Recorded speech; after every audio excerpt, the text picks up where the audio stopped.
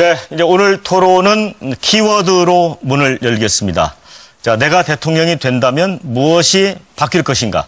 대한민국이 어떻게 바뀔 것인가? 이런 데 대한 질문인데 후보 여러분께서 간단한 키워드 형태로 제시를 해주시고 설명을 해주시면 되겠습니다. 먼저 오늘 그 발언 순서에 따라서 첫 기회는 문재인 후보님께 드리겠습니다. 설명을 좀 해주실까요? 광화문 대통령 이렇게 쓰셨습니다. 예. 어떤 의미입니까? 제가 대통령이 되면 광화문 대통령 시대가 열립니다. 대통령이 출퇴근하면서 퇴근 때 남대문 시장에 들러 시민들과 소주 한잔 하면서 세상 사는 이야기 나누고 또 시국도 논하고 소통하는 모습 어떻습니까? 저는 그런 대통령이 되려고 합니다. 박근혜 대통령 탄핵 왜 일어났습니까? 구중궁궐 청와대에 갇혀서 전수실 같은 측근들만 만나고 국민들과 불통했기 때문에 생긴 일 아닙니까? 저는 대통령 집무실을 광화문 정부청사로 옮기고 지금의 청와대와 북악산은 국민들의 휴식 공간으로 돌려드리겠습니다. 국민들 속에서 국민들과 늘 함께하면서 소통하고 국민들의 눈물을 닦아주는 그런 대통령이 되겠습니다. 네, 다음은 안희정 후보님입니다. 대화, 이런 키워드를 제시를 해주셨습니다. 예, 저는 네. 대화로 잡았습니다. 우리 사회의 대화가 너무 부족합니다. 대화를 통보나 밀어붙이기라고 하는 정치 문화에 우리는 너무 오랫동안 지쳐 있습니다. 제가 대통령이 된다면 국무회의는 실질적인 대화와 토론의 장이 될 것입니다. 청와대나 대통령의 일방적 지시의 회의가 되지는 않을 것입니다. 또한 안보나 외교, 지금 현재 노사정, 이런 사회적인 많은 갈등들을 놓고 의회의 지도자들과 또 시민들과 적극적으로 대화하겠습니다. 미국 드라마에서 우리 젊은 분들이 많이 봤던 웨스트윙, 미국 대통령이 어떻게 대화하는가, 정말로 부러웠습니다. 그런 나라 우리 한번 만들어봤으면 합니다. 대화하는 나라가 될 것입니다. 네, 다음은 최성 후보님입니다. 뭔가 많은 양을 지금 적어주셨어요. 저는 재밌게 써봤습니다. 땡방 뉴스, 땡큐 뉴스입니다. 저는 빛고울 광주 출신인데요. 고등학교 시절에 5.18 민주화 운동을 경험했습니다. 그 시절에 전두환 장군이라는 분이 나와서 항상 TV만 틀면 스트레스를 줬습니다. 요즘에는 박근혜 대통령이 탄핵됐는데도 스트레스를 줍니다. 땡방 뉴스인데요. 제가 대통령이 되면 정말 아주 즐겁고 유쾌한 뉴스를 국민 여러분께 선보이겠습니다. 여러분 상상 한번 해보십시오. 제가 대통령 됐을 때 부정입학 근절하는 정유라법, 부정부패 척결하는 최순실법, 그리고 우리 위안부 피해자 어머님들 노벨 평화상 수상했다는 그런 유쾌한 소식 전달하는 최성이 되겠습니다. 감사합니다. 네, 다음은 이재명 후보님. 네. 개혁 대통령 이렇게 제시를 해주셨네요. 네. 저는 이 시대의 과제가 그야말로 개혁하는 대통령이 필요한 청산과 공정국가 건설이라고 생각합니다. 우리가 누군가를 대통령 만들어주기 위해서 촛불을 들고 싸운 것이 아닙니다. 우리는 그야말로 사람이 살만한 공정한 나라, 세상이 변하기를 바랍니다. 이미 국민들은 정권교체 결정했습니다. 어떤 정권교체로 우리의 삶을 바꾸는 그야말로 개혁 대통령을 만들어낼 것인가가 과제일 겁니다. 청산 없는 그야말로 통합 없습니다. 개혁해야 세상이 바뀝니다. 개혁하는 대통령이 되겠습니다. 개혁 대통령 이재명입니다. 네. 자, 네 분의 키워드를 들어봤습니다. 국민들에게 공감을 끌어내기 위해서 얼마나 고심하셨는지 그 흔적을 좀 엿볼 수 있는 것 같습니다. 어느 분이 좀 대통령이 되셔도 이런 것들 다 좀 이뤘으면 좋겠다는 생각이 들고요. 자, 본격 토론 2017년 대한민국에 필요한 리더십이 무엇일지 좀 논의를 해보겠습니다. 사실 이제 이번 조기 대선이 이제 탄핵으로 해서 이제 시작이 된 것입니다. 그래서 대한민국을 업그레이드 하기를 좀 바라고 있고요. 그러면서 앞서 언급이 있었습니다. 개혁 청산 이런 얘기도 있고 또 이 촛불과 태극기 집회 이 와중에 이제 갈등상, 분열상도 나타났고. 그래서 먼저 이런 질문을 한번 드려보겠습니다. 이 통합이 먼저냐, 적폐청산이 우선이냐. 어떤 것이 대통령으로서 우선 과제일까? 이런 부분인데 어느 분이 먼저 답변을 해 주실까요? 제가 먼저 좀 시작할까요? 네, 네. 통합과 개혁 두 가지가 상반된 개념이 아닙니다. 소위 청산이냐 통합이냐를 지금 논의하고 있는데 이 두 가지는 동전의 양면과 같은 것이죠. 청산을 해야 개혁이 가능하고 진정한 개혁이 있어야 우리 국가 공동체 구성원들이 그야말로 공정한 질서 속에서 공정하게 기회를 누리며 살 수 있게 됩니다. 그게 진정한 통합이죠. 부패한 청산되어야 될 세력들하고 손을 잡으면 청산이 불가능합니다. 또는 명시적으로 예를 들면 대연정처럼 우리가 청산되어야 될 적폐 세력과 손을 잡는 것은 아니더라도 혹여 그 뿌리가 같은 기득권자들과 실제로 손을 잡고 있으면 그야말로 기득권 대연정이 될 가능성이 많죠. 그래서 그런 면에서 보면 진정한 개혁, 우리 국민들이 바라는 제대로 된 공정한 나라 만들기 위해서는 적폐 세력의 청산이 정말로 중요하고 그것은 공정한 나라를 만들기 위한 그야말로 대전제다. 공정한 나라 만들기 그 자체다. 그래서 대연정이라든지 기득권 대연정, 실질적 기득권 대연정 이런 형태로는 청산도 불가능하고 개혁도 불가능하고 변화도 불가능하고 국민이 바라는 나라, 새 나라, 공정한 나라 만들기 어렵다. 이렇게 말씀드리고 싶습니다. 대연정 얘기가 나왔으니까 아무래도 안희정 후보님이 답변하시는 게 이어가는 게 좋을 것 같습니다. 어떻습니까? 이 통합과 개혁이 얼뜻 보면 통합이 먼저냐 개혁이 먼저냐 이렇게 얘기하십니다. 근데 저는 분리될 수 있는 성질이 아니라고 생각을 합니다. 개혁을 잘해야 통합이 됩니다. 또 통합된 힘을 발휘할 때야만 적폐청산과 개혁 입법이 가능하지 않겠습니까? 저는 그런 점에서 우리가 그동안 정치나 사회생활 전반에 있어서 서로 분리될 수 없는 것을 분리시켜놓고 싸웁니다.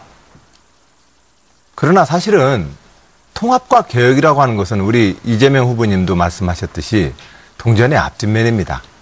사회의 통합, 이 통합은 민주주의로 통합을 수준을 높여야 합니다. 누가 대통령이 되든 지금의 의회 구조는 앞으로 3년 동안 그대로 갑니다.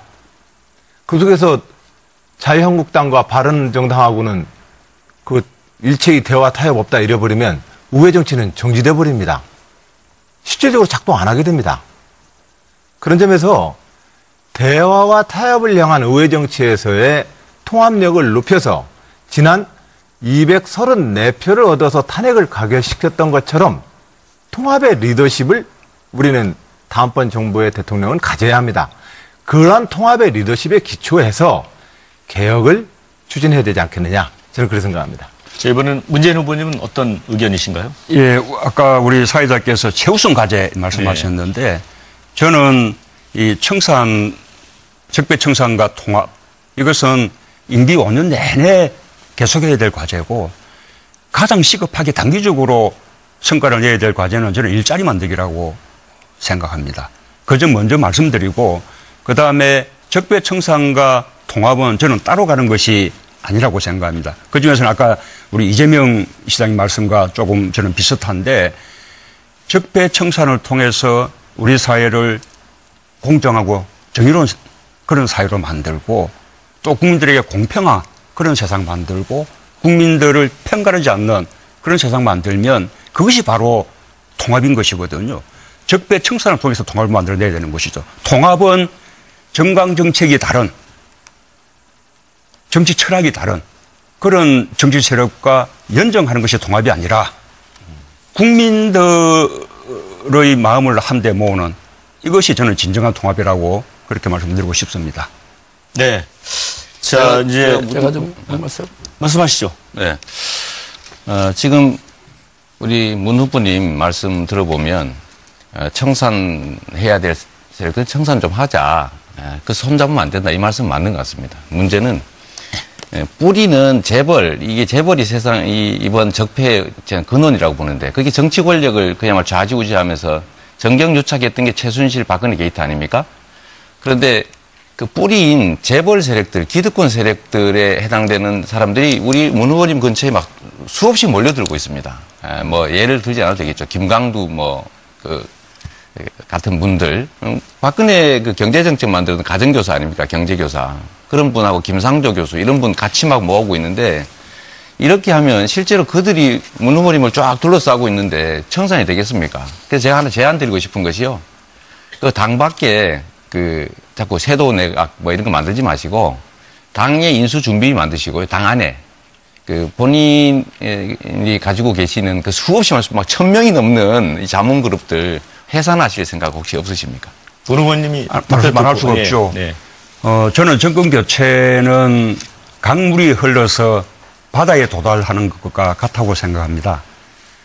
그냥 강물이 흘러가면서 많은 물들을 만나고 모으게 되는 거죠. 그렇게 해서 도도한 큰 강물을 이루어서 마침내 바다에 도달하는 것이 정권 교체입니다. 자기 물로만 가고자 하면 끝까지 시냇물 밖에 되지 않는 거죠.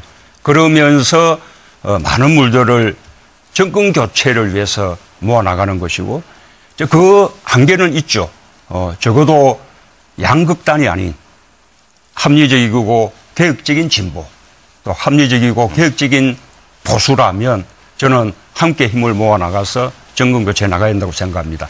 정권 교체를 위해서 다 힘을 모으고 있는 과정이다. 그것이 정권 교체의 능력을 키우는 것이다. 경비원 동사시키고 이런 의혹 있는 분들을 다 그런 모아가지고 최성 후보님한테 정권 교체가 말씀하시게 되겠습니까? 해주시고. 네, 최성 후보님 기회 드리겠습니다. 네. 대한민국 역사도 그렇고 또 전 세계 역사도 혁신과 통합은 누구나 이야기합니다. 자유한국당이 통합을 제일 많이 이야기할 겁니다. 현재. 중요한 건 누가 어떤 개혁과 혁신을 이야기하느냐는 것이 중요한 것이 아니라 혁신과 개혁의 내용입니다. 당연히 혁신과 개혁을 해야 국민 대통합이 오는 거고 국민 대통합에 힘이 있어야 혁신을 하는 것이죠. 그러나 구체적인 문제로 돌아와서 지금 자유한국당과 연정을 하겠다는 것은 지금 오늘 이 순간도 홍준표 후보 같은 분들 노무현 전 대통령을 향해서 입에 담을 수 없는 폭언을 하고 있는데 그런 분들하고 우리 연립정부 합시다 하는 건 그런 분들이 뱉는 통합은 그들의 기득권의 논리를 위하는 거다 이렇게 보고요.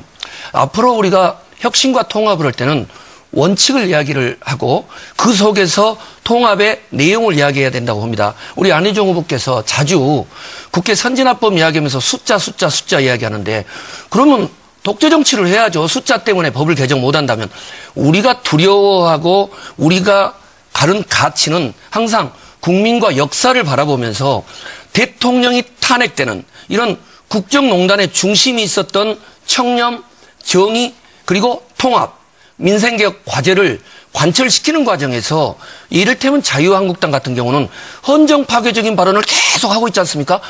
우리가 요구할 것은 이런 정당은 해체하고 또 국회의원직을 사퇴해서 정말 제대로 된 국민과 함께하는 개혁 공동정부를 수립해야 된다 이렇게 생각합니다. 네, 이 자유한국당과의 협치 대상에서 넣을 건가 뺄 건가 이런 질문을 제기해 주셨는데 우리 안희정 후보님. 저는 이 모든 게 사실은 자유한국당하고의 어떤 제 결론부터 우선 말씀을 드리면 국가개혁과제와 적폐청산에 합의를 해야 대연정을 합니다. 이 얘기를 누차 말씀을 드렸는데 자유한국당하고도 한단 말이냐 자꾸 저를 공격하십니다. 제 말씀을 다시 한번 드립니다.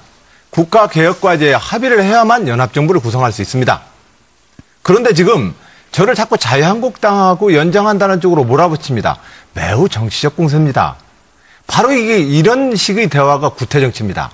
아니 근데 지금 그리고 저는 자유한국당과 하겠다고 하셨잖아요. 네. 아니, 연정을 하겠다고 당연히 하셨잖아요. 자유한국당도 연정의 대상이 됩니다라고 그러니까 얘기한 겁니다. 그런 거죠. 당연히 우리는 안 그 된다고 연정의 보는데. 대상이 되는 것은 대화를 해봐야 될 거 아닙니까?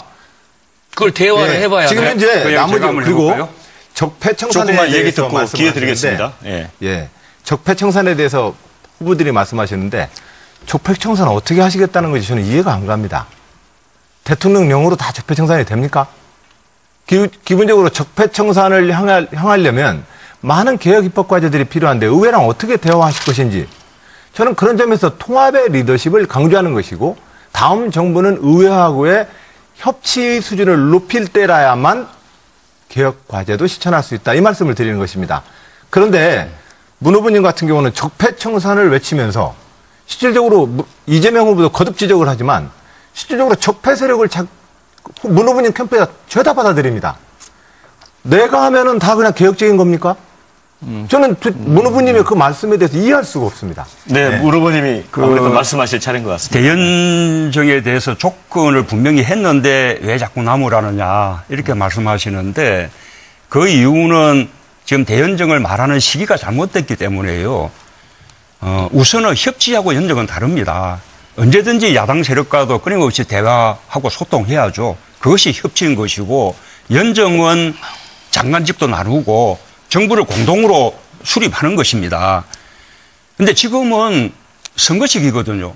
지금은 저 문재인이 더불어민주당과 함께 우리 더불어민주당을 만들려고 하는 겁니다. 정권 교체를 통해서. 그런데 이 시기에 저 문재인과 더불어민주당이 왜 수권 영역이 있냐, 우리를 지지해 주십시오 하지 않고 경쟁하는 정당, 맞아면 적폐 세력인 정당과 연정할 테니 밀어주십시오. 이렇게 하면 시기가 아니라는 거죠. 이 대목가 제가 이 말을 마무리해야 되니까. 마무리하고 그래서 짧게. 연정이 이런 부분들은 정권 교체를 하고 나면 그때의 정치 상황에 달린 거라고 봅니다. 저는 아마 정권 교체되면 제가 짐작컨대는 국민의당은 원래 정권 교체의 방법에 대한 차이 때문에 갈라진 거기 때문에 저는 국민의당과는 자연스럽게 저는 통합될 것이라고 생각합니다. 그리고 정의당과는 정책 연대를 통해서 함께할 수 있고요. 그러면 자연스럽게 과반수가 되는 거죠. 굳이 대연정까지 갈 것도 없어요. 혹시 만약에 옛날에 영국이 전시 때 전시내각을 만들듯이 우리도 엄청난 공단을 겪게 되면 그때는 국중리내각 할 수 있을 테죠. 지금은 대연정을 말할 때가 아니다. 네, 그러면 사회자님. 안 후보께 기회를 잠깐 드리고 이재명 분의 순으로 관련된 거라서 같이 한 번에 답하실 수 아니, 있는데. 여기서 먼저 하고 하시죠. 그럼 이재명 후보님 관련됐답니다. 먼저 하시죠. 먼저 하시죠. 그게 좋을 것 같아요. 그다음 우선은 저하고 답변해 주면 좋을 것 같아요. 우리 안 후보님은 계속 의회에서 뭔가 새로운 법을 만들어야 개혁이 가능하다 이 말씀을 하시는 것 같아요. 지금 현재 대한민국에 이 적폐라고 하는 것이 법이 없어서 생긴 일입니까? 이번 박근혜 최순실 게이트는 온 동네가 다 불법 덩어리입니다. 문제는 이 법을 운영하는 그야말로 권력을 가진 사람들이 그 법을 제대로 운영을 안 하는 게 문제죠. 제가 우리 문 후보님이나 우리 안 후보님한테도 박근혜 이런 사람, 이재용 같은 사람 사면하지 말자라고 약속하자 했더니 아무 말 안 하시잖아요. 예를 들면 그런 것처럼 이미 있는 제도들을 제대로 운영하지 않는 그 운영하는 권한을 가진 권력자들이 그게 권력자가 문제인 것입니다. 그런데 그 권력자들하고 손을 잡아버리면 그 나쁜 생각을 가진 권력자들이 겉으로는 개혁할게요. 국민 위해서 일하겠습니다. 라고 다 말하지만 누가 지켰습니까? 개혁, 통합, 국민 민생 제일 많이 얘기한 사람들이 바로 이번 박근혜 최순실 게이트의 주범 새누리당입니다. 그런데 그 약속을 믿고 연정하겠다는 게 첫째 말이 안 되고 자, 제가 두 번째로는 우리 문 후보님 소연정 이런 말씀 하시는데 최승 후보님한테 말씀 좀 돌려주세요. 잠깐만요. 기회를 때. 예. 어차피 얘기가 바꿔야 되기 때문에. 또 해야 되니까 그러면. 그럼 나중에 하겠습니다. 제가 한 말씀 그래서 제도 문제는 아니다. 예. 이건 너무 간단한 겁니다. 안 후보님. 박근혜 씨가 탄핵됐는데도 불구하고 헌재의 판정을 인정하지 않고 있습니다. 그 박근혜 국정농단 세력에 적극적으로 지지하는 세력들이 자유한국당 지도부입니다.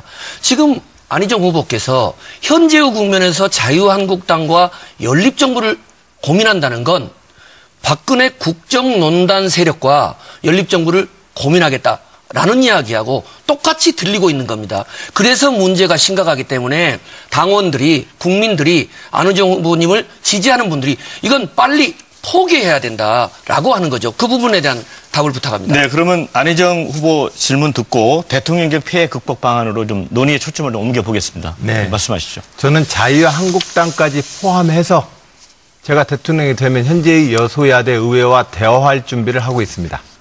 나머지 후보님들은 지금 현재 상대에 대한 미움과 분노만을 나열하고 있을 뿐입니다. 내가 대통령이 되면 현재의 다당과 누가 대통령이 되더라도 여소야대의 이 의회와 어떤 방식으로 국정을 운영할지에 대해서 저는 구체적인 모델로 자유한국당까지도 그들이 국가개혁과제에 동의한다면 의회에 가장 강력한 다수파를 형성해서 연정을 해보겠습니다라고 얘기를 하는 겁니다. 근데 나머지 후보들은 저를 자유한국당에 대한 그 미움으로 바로 환치시켜서 저를 지금 공격하고 있습니다. 저는 이것은 잘못된 공격이다 생각을 드리고, 시기라고 말씀하셨는데 지금 시기에 문 후보님도 소현정을 강조하셨지 않았습니까? 자, 그러면 소현정만으로도 된다는 것이죠. 예. 그 어쨌든 연정력에 대해서 얘기했던 건 똑같습니다. 예, 똑같은 거기 때문에 지금 적절한 시기가 아니다라고 하는 것도 적절한 지적은 아니십니다. 우리는 지금 책임 있게 당장 2달 뒤에 내가 대통령이 된다면 현재의 의회와 국가 유기에 대해서 어떠한 해법을 가질 것인지에 대해서 지금부터 얘기를 해야 합니다. 우선 내가 정권 잡고 나서 그때 가서 보자. 그것으로는 다음 정부를 이끌 수 없다고 저는 생각합니다.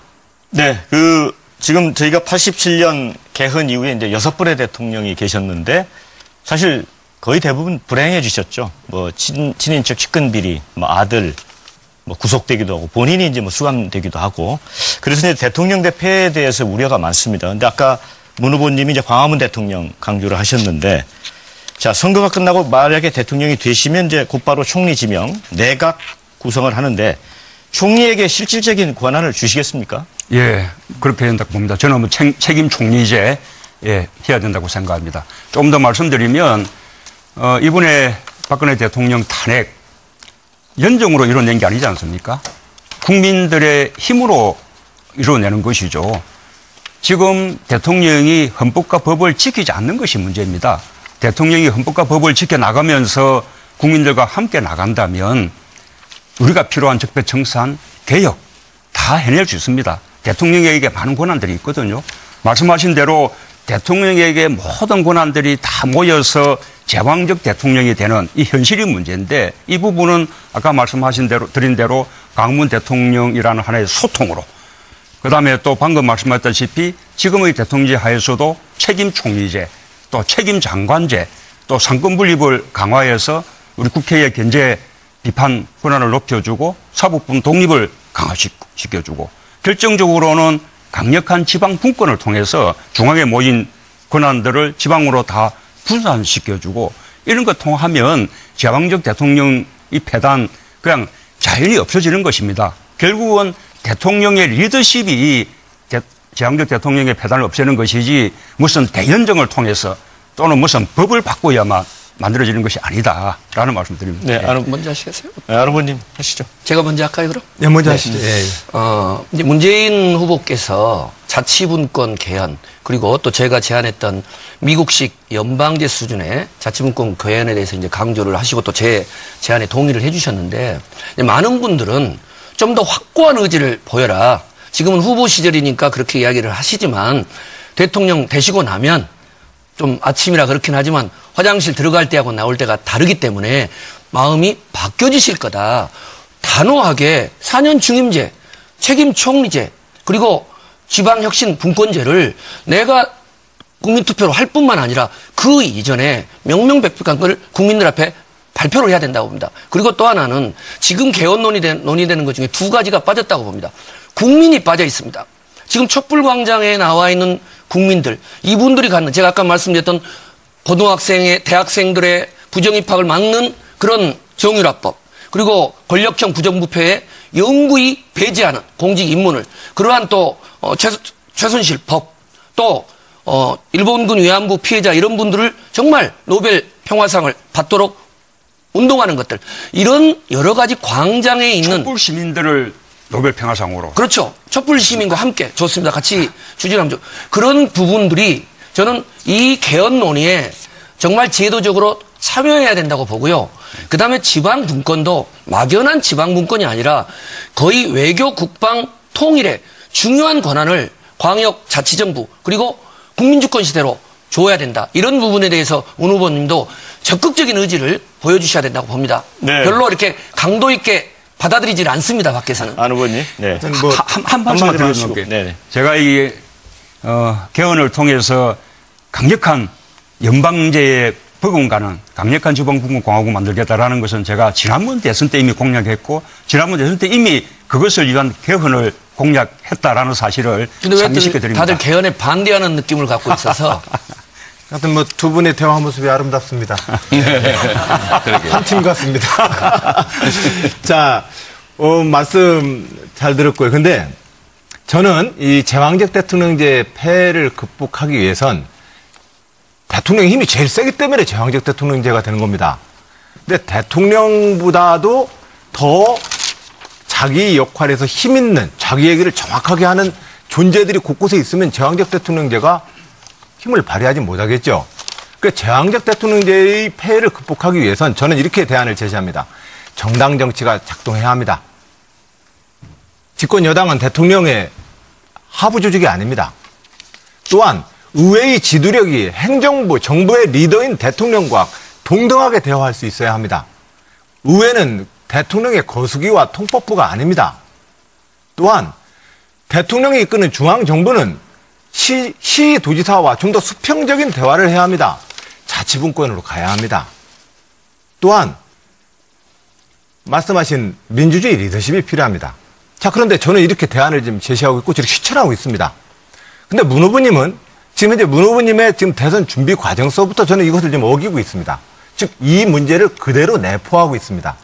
이미 당을 뛰어넘는 캠프 조직입니다. 가장 강력한 조직을 만들고 있습니다. 그리고 이 조직을 통해서 이미 정당의 결정을 뛰어넘는 힘을 가지고 있습니다. 문 후보님의 등장은 과거 제왕적 대통령제의 등장을 똑같이 따라가게 됩니다.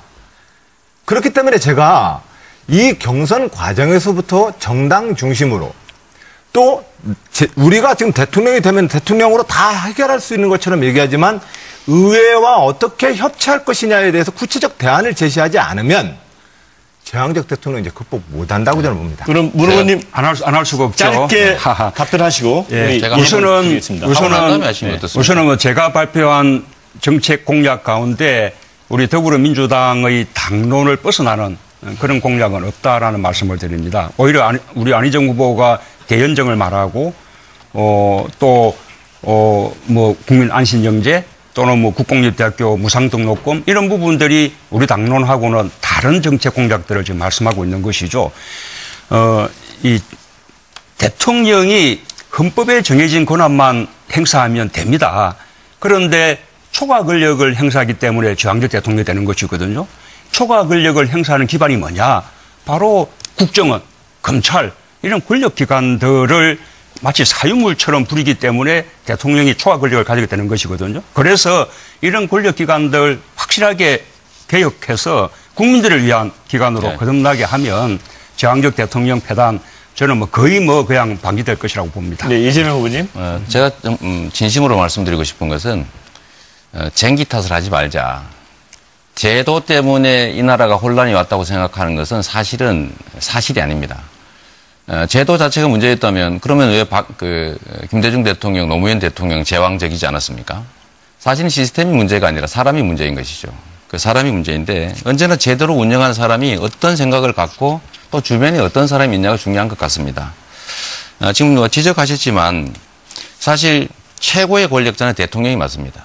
근데 그 대통령이 자기 생각이 뚜렷하지 않다면 심각한 문제 아니겠습니까? 예를 들면 주변 사람들한테 휘둘린다면 더 문제겠죠. 그런데 저희가 지적하고 싶은 것은 사실 우리 문 후보님 자꾸 말이 바뀌지 않습니까? 주요 국가 현안에 대해서 뚜렷한 자기 생각이 없으신 거 아닌가 하는 의심이 있어요. 사드 배치 문제 이런 거 계속 바뀌지 않습니까? 예를 들면 국가 주요 현안에 대해서 뭐 촛불 국면도 마찬가지입니다만 특히 우리 본인의 거취와 관련돼서 국민들에게는 되면 매우 중요한 문제인데 뭐 호남의 뭐 선거 얘기 잠깐 하셨잖아요. 예를 들면 뭐 대통령 출마 안 하겠다 이런 말씀도 하시고 있는데 예를 들면 그런 것들을 보면 우리 국민들은 예측이 불가능합니다. 지도자의 안정성이라고 하는 거는 그야말로 뚜렷한 자기신념. 국민들이 봤을 때 저 사람은 저리로 가겠구나라고 예측할 수 있어야 되고 또 권력 행사라고 하는 것은 대통령 혼자만 하는 게 아닙니다. 그 주변을 둘러싼 사람들도 동시에 같이 행사하죠. 그런데 그 주변에 지금 보면 예를 들면 서민이나 중산층이나 정말로 이 나라의 다수의 약자들보다는 기득권자들이 너무 많으세요. 그래서 이런 점들이 오히려 문제가 아니냐라는 생각을 하고 있습니다. 네, 저한테 10초만 주시면 그러겠습니다. 네. 뭐 말을 바꿨는지 안 바꿨는지는 국민들이 가장 잘 아실 테고 그렇게 이제 말꼬리 잡기를 하자면 오히려 우리 이재명 후보님은 아주 진보 이렇게 늘 주창하시다가 또 나는 보수주의자다 이렇게 말씀하시기도 하고 재벌 해체 강력하게 말씀하셨다가 재벌 해체 말한 적 없다. 이렇게 말씀하시지 않았어요? 말을 누가 바꾸냐라는 것은 국민들이 다 평가하는 겁니다. 네. 아니, 그 점은 팩트에 관한 거니까. 짧게 좀 말씀드리겠습니다. 명확하게 말씀드리면 저는 재벌 해체가 아니라 재벌 체제 해체를 얘기한 겁니다.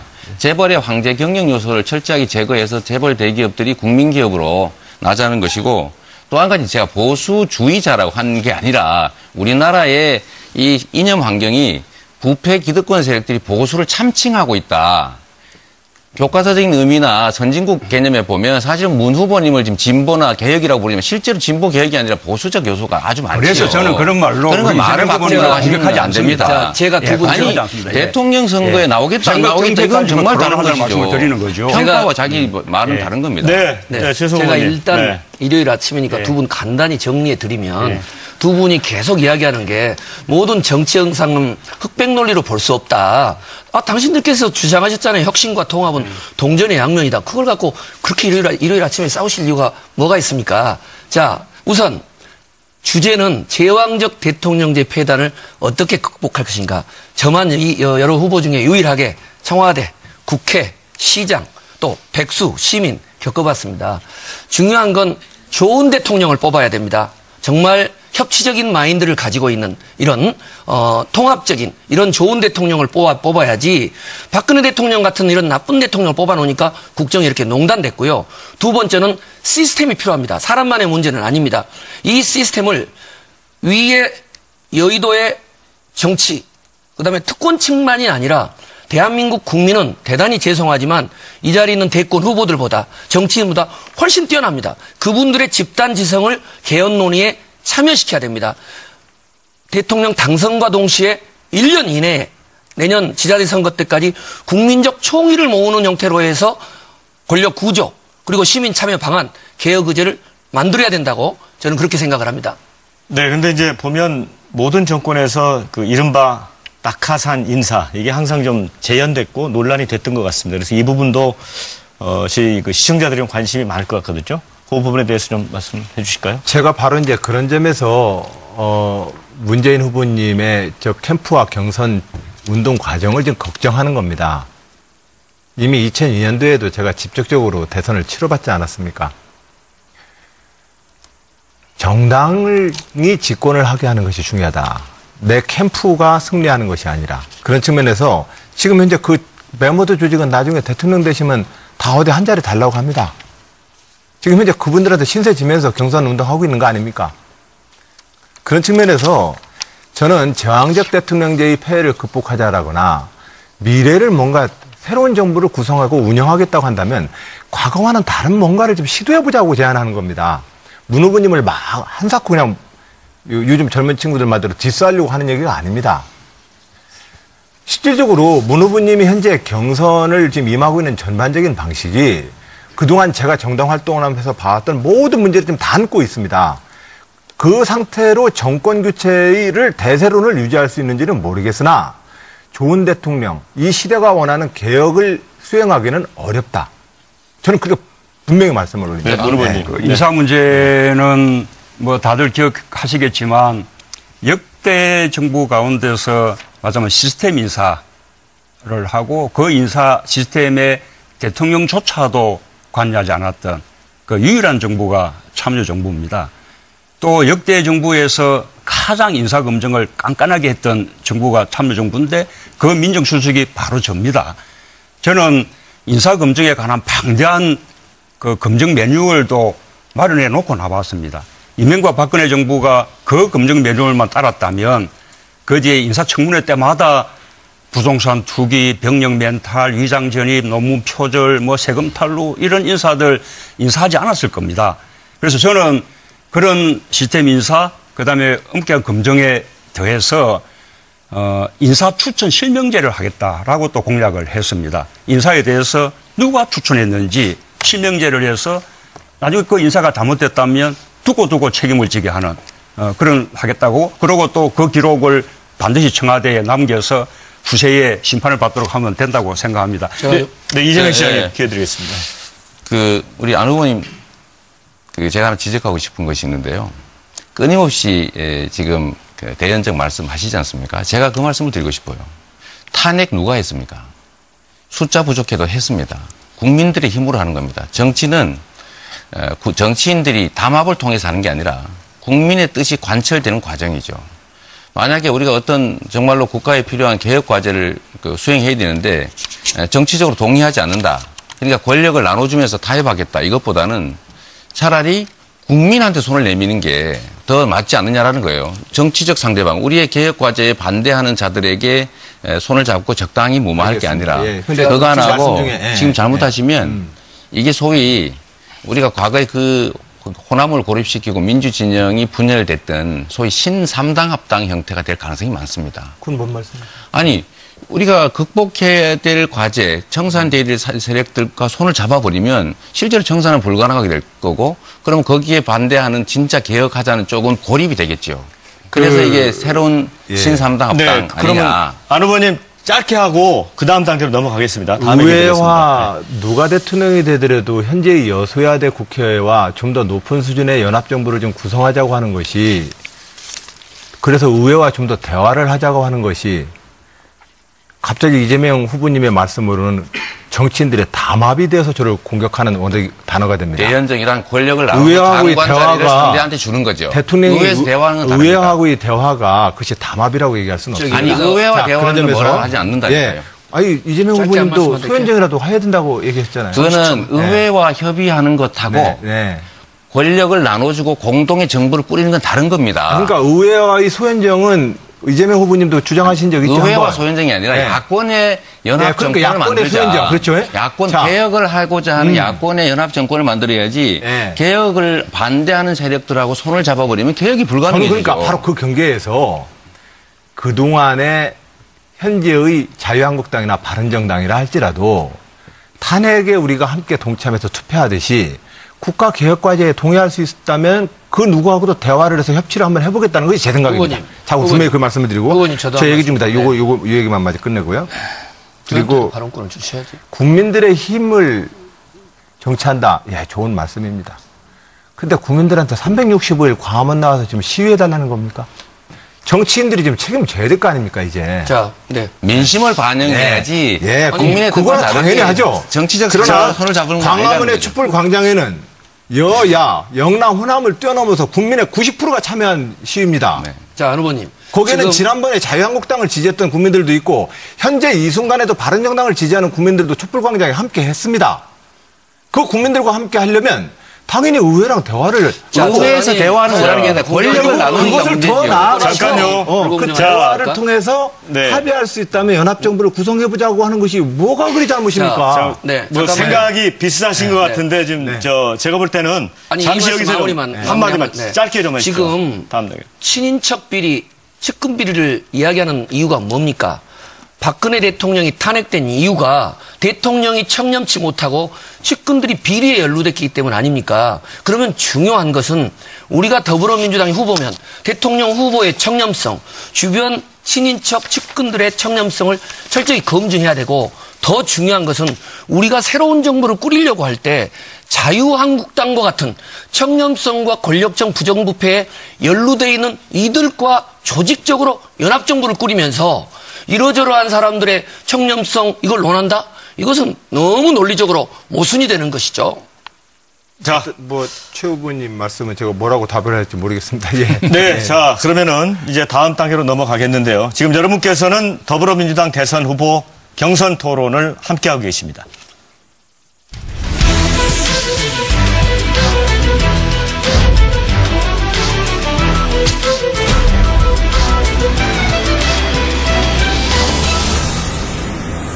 네, 지금 스튜디오는 많은 국민들이 나와서 토론을 함께 지켜보고 계십니다. 이 사전 합의한 순서에 따라서 후보들의 질문을 받겠는데요. 먼저 이재명 후보께 방청석 질문을 먼저 받도록 하겠습니다. 자, 이쪽에 계시죠? 어느 분이시죠? 자, 소개 부탁드립니다. 네, 안녕하세요. 저는 공정거래법을 공부하고 있는 대학원생 정다운이라고 합니다. 네, 반갑습니다. 네, 이재명 후보님께 재벌 개혁에 관한 질문을 드리고 싶습니다. 이재명 후보님의 말씀을 듣다 보면 반기업 정서, 특히 대기업을 적대적으로 보는 것 같아 걱정스러운 걱정스러운데요.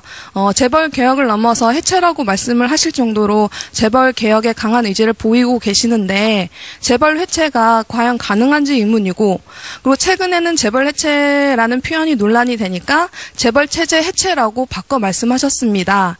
솔직히 저는 재벌 해체와 재벌 체제 해체가 뭐가 다른지 모르겠고, 재벌이란 말은 우리 영어로도 재벌이라고 할 정도로 우리나라에만 있는 특이한 경영 시스템입니다. 재벌은 분명 개혁되어야 한다고 생각합니다. 그러나 세습한 재벌이 문제이지 대기업이 나쁜 것은 아니라고 생각합니다. 제 친구들 중에도 대기업을 다니면서 돈도 잘 벌고 있고 많은 친구들이 대기업에 가고 싶어 합니다. 국가를 경영하려고 하는 사람이라면 이런 대기업을 많이 만들어서 일자리를 만들고 중소기업이 대기업으로 갈 수 있도록 그런 시스템에 대한 고민을 해야 한다고 생각합니다. 네. 네, 거기까지 해주시죠. 네. 질문이 아주 매섭습니다. 답변을 그렇죠. 해주시죠. 전적으로 공감합니다.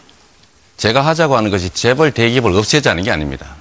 지금 박근혜 최순실 게이트의 본질은 뭐냐면 재벌 가문들이 재벌 계열 대기업들을 범죄 수단으로 악용 동원해가지고 자신들의 개인적 사적 욕망을 채운 겁니다. 그런 재벌 체제 내에 들어있는 가족 경영, 황제 경영 요소, 이 불법적 요소들 철저하게 제거하고 재벌 관련 대기업들이 정상적인 국민 기업으로 거듭날 수 있게 해주자. 제대로 경쟁하는 정상적 기업을 만들어야 주가가 오른다. 저도 재벌 대기업들 주식 많이 가지고 있습니다. 그래야 주가가 오르거든요.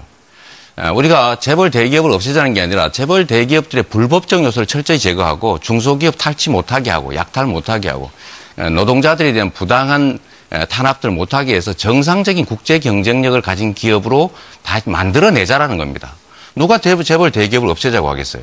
재벌 체제 중에서도 이 대한민국에 있는 독특한 요소, 5% 지분도 안 되는 걸 가지고 100% 지배권 행사하고 부당 내부 거래하고 일감 몰아주기 위해서 불법 편법 상속하고 비자금 만들어가지고 정치 권력하고 유착하고 재벌 대기업들을 자기 개인 사유물처럼 함부로 남용하고 이런 요소를 철저하게 제거해야 된다는 겁니다. 한 번도 된 일이 없죠. 그래서 그런 요소들을 철저하게 제거하고 국민의 사랑을 받는 착한 대기업으로, 재벌 대기업으로 제대로 전문 경영하는 기업이 되게 만들자. 그리고 중소기업들 탈취 못하게 해서 중소기업들도 좀 성장할 기회를 좀 주자. 지금 대한민국의 최대 권력이 뭡니까? 재벌입니다. 이 재벌이라고 하는 기업이 아니죠. 기업을 지배하고 있는 부당한 욕망을 가진 소수의 재벌 가문들. 이게 네네. 정경주착을 통해 국가를 지배하고 있으니 이것들을 철저하게 제거해야 되는데 말처럼 쉽지가 않습니다. 왜냐하면 그들이 힘 자체니까요. 네. 그래서 그런 요소를 제거하자는 것이고 그 표현들이 마땅치가 않은 거죠. 그냥 재벌 개혁 말은 다 하는데 한 번도 못했지 않습니까?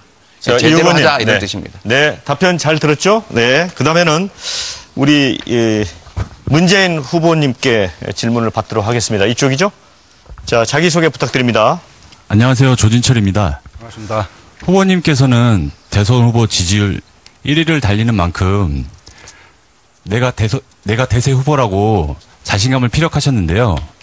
후보님이 강조하시는 적폐 청산을 강조하고 계신데 후보님이야말로 정치적 유산이 많고 정치적 이해 당사자들 간의 관계가 많아서 적폐 청산이 쉽지만은 않을 거라는 생각이 듭니다. 벌써부터 후보님 캠프에 사람들이 모이고 있고 그만큼 챙겨야 될 사람들이 많고 옥석을 가리는 것이 쉽지 않을 것 같은데요.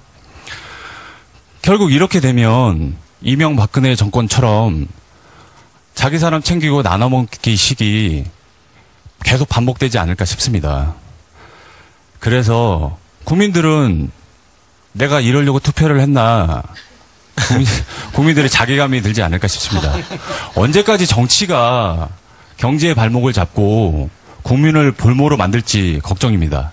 그래서 후보님이 집권을 하게 되면 이런 적폐를 없앨 거라고 자신할 수 있으신지, 또한 그런 문제를 근원적으로 차단할 보관을 가지고 계신지 묻고 싶습니다. 네, 문 후보님. 우선 아까 제가 말씀을 드렸는데 정권교체는 정말로 정권교체라는 바다를 향해서 강물이 나아가는 것과 같은 거죠. 가면서 많은 물들을 모아서 힘을 불려야 드디어 큰 강이 돼서 정권 교체라는 바다에 도달할 수 있는 것입니다. 여기 우리 후보님들 우리 치열하게 지금 경쟁하지만 끝나고 나면 다시 함께 힘을 모아야 합니다. 이분들 가운데 과거에 이런저런 흠결이 있었다고 이렇게 뭐 배제한다면 큰 강물이 되겠습니까? 지금 참여하시는 분들도 마찬가지죠. 다들 과거의 삶이 달랐다 하더라도 지금은 정권 교체라는 목표를 함께 하기 때문에 함께 세력을 모으는 거죠. 그분들이 완전치 않습니다. 문제된 부분들은 다 그분들이 이미 사과를 하거나 저도 부적절하다고 지적을 했고 또 어떤 분들은 책임을 지고 물러난 분들도 있고요. 그러나 저는 그 흠결들이 저는 그분들의 전인격을 다 규정한다고 생각하지 않습니다. 우리도 얼마나 흠결이 많습니까? 그러나 흠결보다 장점이 많다면 그 장점들을 모아서 우리가 정권 교체의 힘으로 만들어내는 것이죠. 이제 또 이런 분들이 나중에 또 다 한 자리씩 하지 않을까? 그것은 정말 기우인 것이 지금은 우리가 공직 후보를 추천하는 것이 아니거든요. 정권 교체에 함께할 세력을 모으는 것이고 나중에 공직 후보는 문자 그대로 청와대 내의 엄격한 검증, 인사 시스템, 또 국회의 인사청문회, 국민들의 감시, 비판 이거 다 거쳐서 되는 것이기 때문에 그 부분에 대해서는 전혀 염려하실 필요가 없다. 역대에서 가장 깐깐한 인사검증을 했던 민정수석이 바로 정문재인이다. 그렇게 믿어주시면 좋겠습니다. 네. 안심할 수 있겠습니까? 예. 네, 감사합니다. 네. 자, 오늘 질문들이 아주 맵고, 그야말로 이 돌직구 같습니다. 자, 이번에는 우리 안희정 후보께 질문을 받겠습니다. 자, 질문해 주실까요? 안녕하세요. 대한민국 20대 청년 조유정입니다. 네, 안희정 후보님께서는 대연정을 통해서 보수적인 생각을 가지신 분들을 끌어안을 뿐만 아니라 다른 후보들의 약점인 노인 세대들도 전략적으로 집중적으로 포옹하려고 하시는 것 같습니다. 그런데 제가 2월 3일 허밍턴 포스터 코리아에서 후보님께서 인터뷰한 내용에서 대학 강연에서 복지는 침몰하는 타이탄에게 비유하면서 청년들을 위한 구명보트의 자리는 없다라고 말씀하신 것으로 알고 있습니다. 지금 대한민국에서 청년들은 젊다는 이유로 어머니, 아버지 세대들도 경험했고 할아버지, 할머니 세대들도 경험했기 때문에 참아야 한다라는 것을 강요당하고 있습니다. 그런 이유로 꿈과 희망만을 포기하는 것이 아니라 인간적으로 존엄하게 살 권리 그리고 행복할 권리마저도 침해당하고 있습니다. 저희는 대학 등록금을 걱정하고 비정규직을 전전하면서 살아가고 있습니다. 그렇기 때문에 안희정 후보님께서 구명보트에 청년들을 위한 자리는 없다라고 말씀하셨을 때 저희 20대는 굉장히 실망을 하고 외면당한 것 같아서 굉장히 슬퍼했는데요. 물론 저도 노인복지가 시급하고 중요하다는 것에 대해서는 깊이 공감하고 있습니다. 하지만 어느새 사회적 약자가 되어버린 우리 청년들을 생각하시면서 저희 청년들의 분노와 좌절에 대해서 이해하고 계신지에 대해서 궁금합니다. 예. 우선은 청년 여러분, 제가 청년에 대해서 무관심해 보이고 너무 냉정해 보였다면 제가 그런 사람 아니라는 말씀 꼭 전해주고 싶어요. 이 얘기를 했던 대목은 우리가 복지, 특히 복지 정책에서도 자기가 일을 해서 일자리를 통해서 소득을 얻지 못하는 분들에 대한 우리의 보장과 지원을 좀 더 강화해야 됩니다라는 측면에서 구명보트를 얘기한 겁니다. 우리 청년들에게는 구명보트가 필요한 것이 아니라 풀장이 필요합니다. 수용할 수 있는. 근데 풀장이 지금 없습니다. 즉 일자리라고 하는 풀장이 없습니다. 이 일자리라고 하는 풀장이 왜 없습니까? 대기업과 중소기업과 하청업체 간의 이 일자리 양극화 때문에 우리가 가고 싶은 일자리는 아주 좁은 문이 돼버렸고 이 좁은 문에 들어가려고 우리 모두 지금 스펙하고 1년, 2년 휴학은 아예 의무가 돼버렸습니다, 지금. 그 온갖 고생을 해가지고 졸업을 해도 그 스펙 경쟁을 가지고 그 좁은 문을 못 들어갑니다. 자, 이 기울어진 일자리의 문제를 경제 민주화와 경제 개혁 조치를 통해서 풀어드리는 것이 가장 적극적 청년 정책입니다. 첫 번째가 당장의 대학생을 위한 청년 정책에 대해서는 우리가 이제 지금 국가 장학금 제도를 통해서 연간 3조 9천억 원 가량의 장학금 제도가 있습니다. 이 제도가 현재는 대학교 입학 정원들의 감소로 인해서 이 예산을 조금만 더 높여도 사립학교 다니는 학생들에게도 좀 더 높은 수준의 장학금 급여율을 높일 수 있습니다. 저는 앞으로 그렇게 할 겁니다.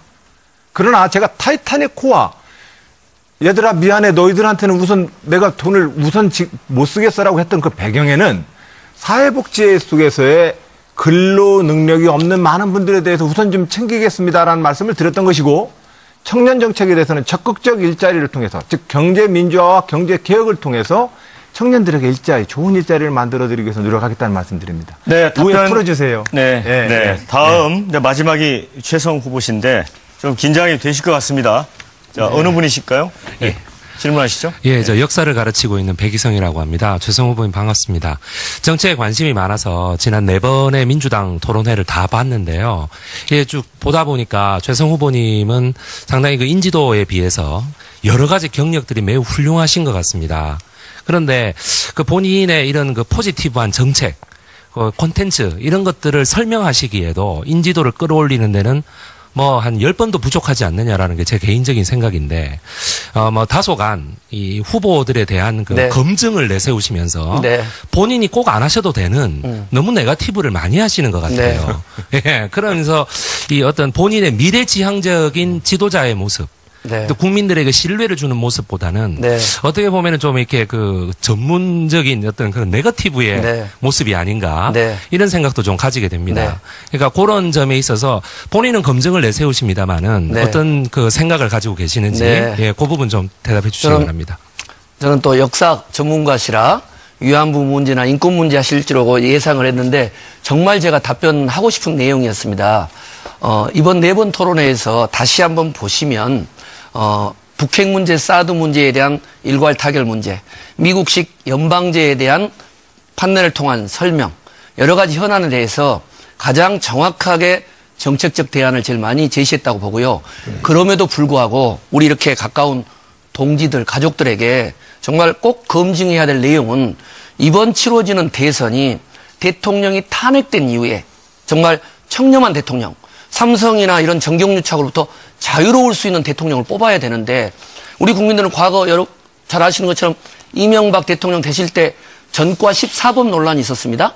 또 박근혜 후보 경선할 때 지금 박근혜 국정농단 세력의 모든 문제가 그때 다 나왔어요. 그리고 지금 와서 뭐라고 한줄 아세요? 그때 의원들?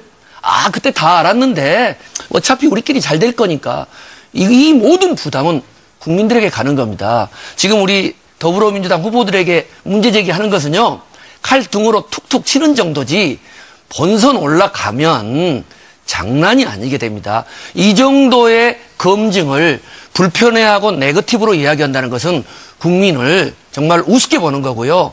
자신의 도덕성, 청렴성 그리고 정책적 비전을 철저히 검증해야 되는 거고 그 점에 있어서는 앞으로도 뭐 오늘도 보셨겠지만 정책적인 비전이나 이런 내용들은 꾸준히 노력을 하겠습니다. 네. 너무 좋은 질문 해주셔서 감사합니다. 네, 자, 아주 후보님들이 답변을 제가 보기에는 아주 적절히 잘 하신 것 같습니다. 자, 이번에 좀 분위기를 좀 전환해 보기 위해서요. 저희가 이제 특별히 후보들의 인생과 철학, 이런 것을 좀 엿볼 수 있는 사진 한 장씩을 들고 와 주십사 이렇게 부탁을 드렸는데 모두 가져오셨습니다. 한 분씩 살펴보도록 하겠습니다. 먼저 최성 후보부터 보여주실까요? 네. 김대중 전 네. 대통령하고 찍은 사진이네요. 네. 고민을 많이 했습니다. 제가 재선 시장 될 때 유언을 남기셨던 말기암 투병을 했던 아버님 사진을 가지고 나올 것인지 아니면 청각 장애인 누님이면서 항상 기도해주는 누님 사진을 가지고 올까 하다가 이 사진을 가지고 나온 이유는 김대중 대통령께서 3번, 4번 떨어지시다가 꼭 대통령 되고 싶으셨고 영국에서 오셔서 찾았던 박사가 최성이라는 접니다. 네. 그래서 제가 그 당시에 TV토론 대책 팀장 맡으면서 많이 코치해 드렸는데 그 당시에 이 젊은 아주 박사 최성이 이제 대통령 후보가 예비 후보가 돼서 이렇게 경선 후보가 돼서 논의를 하고 있어서 정말 감개무량하고요. 네, 거기까지 듣겠습니다. 토론하는 네. 순간에 네. 항상 우리 김대중 대통령님부터 코치 받으면서 하고 있습니다. 네. 다음은 우리 이재명 후보님. 네. 사진 보여주실까요? 네. 어머님하고 찍은 사진이시죠? 몇 살 때입니까? 이게 사실은 예. 이 대학 교복을 입고 입학식 때 찍은 사진입니다. 네, 네. 이게 원래 네. 대학 입학식 때 교복 안 입죠. 네. 제가 중고등학교를 못 다니고 네. 공장을 다니다가 대학을 갔기 때문에 네. 교복 못 입은 게 한이 돼서 몇 년도에 입학하신 거예요? 82년 입학했죠.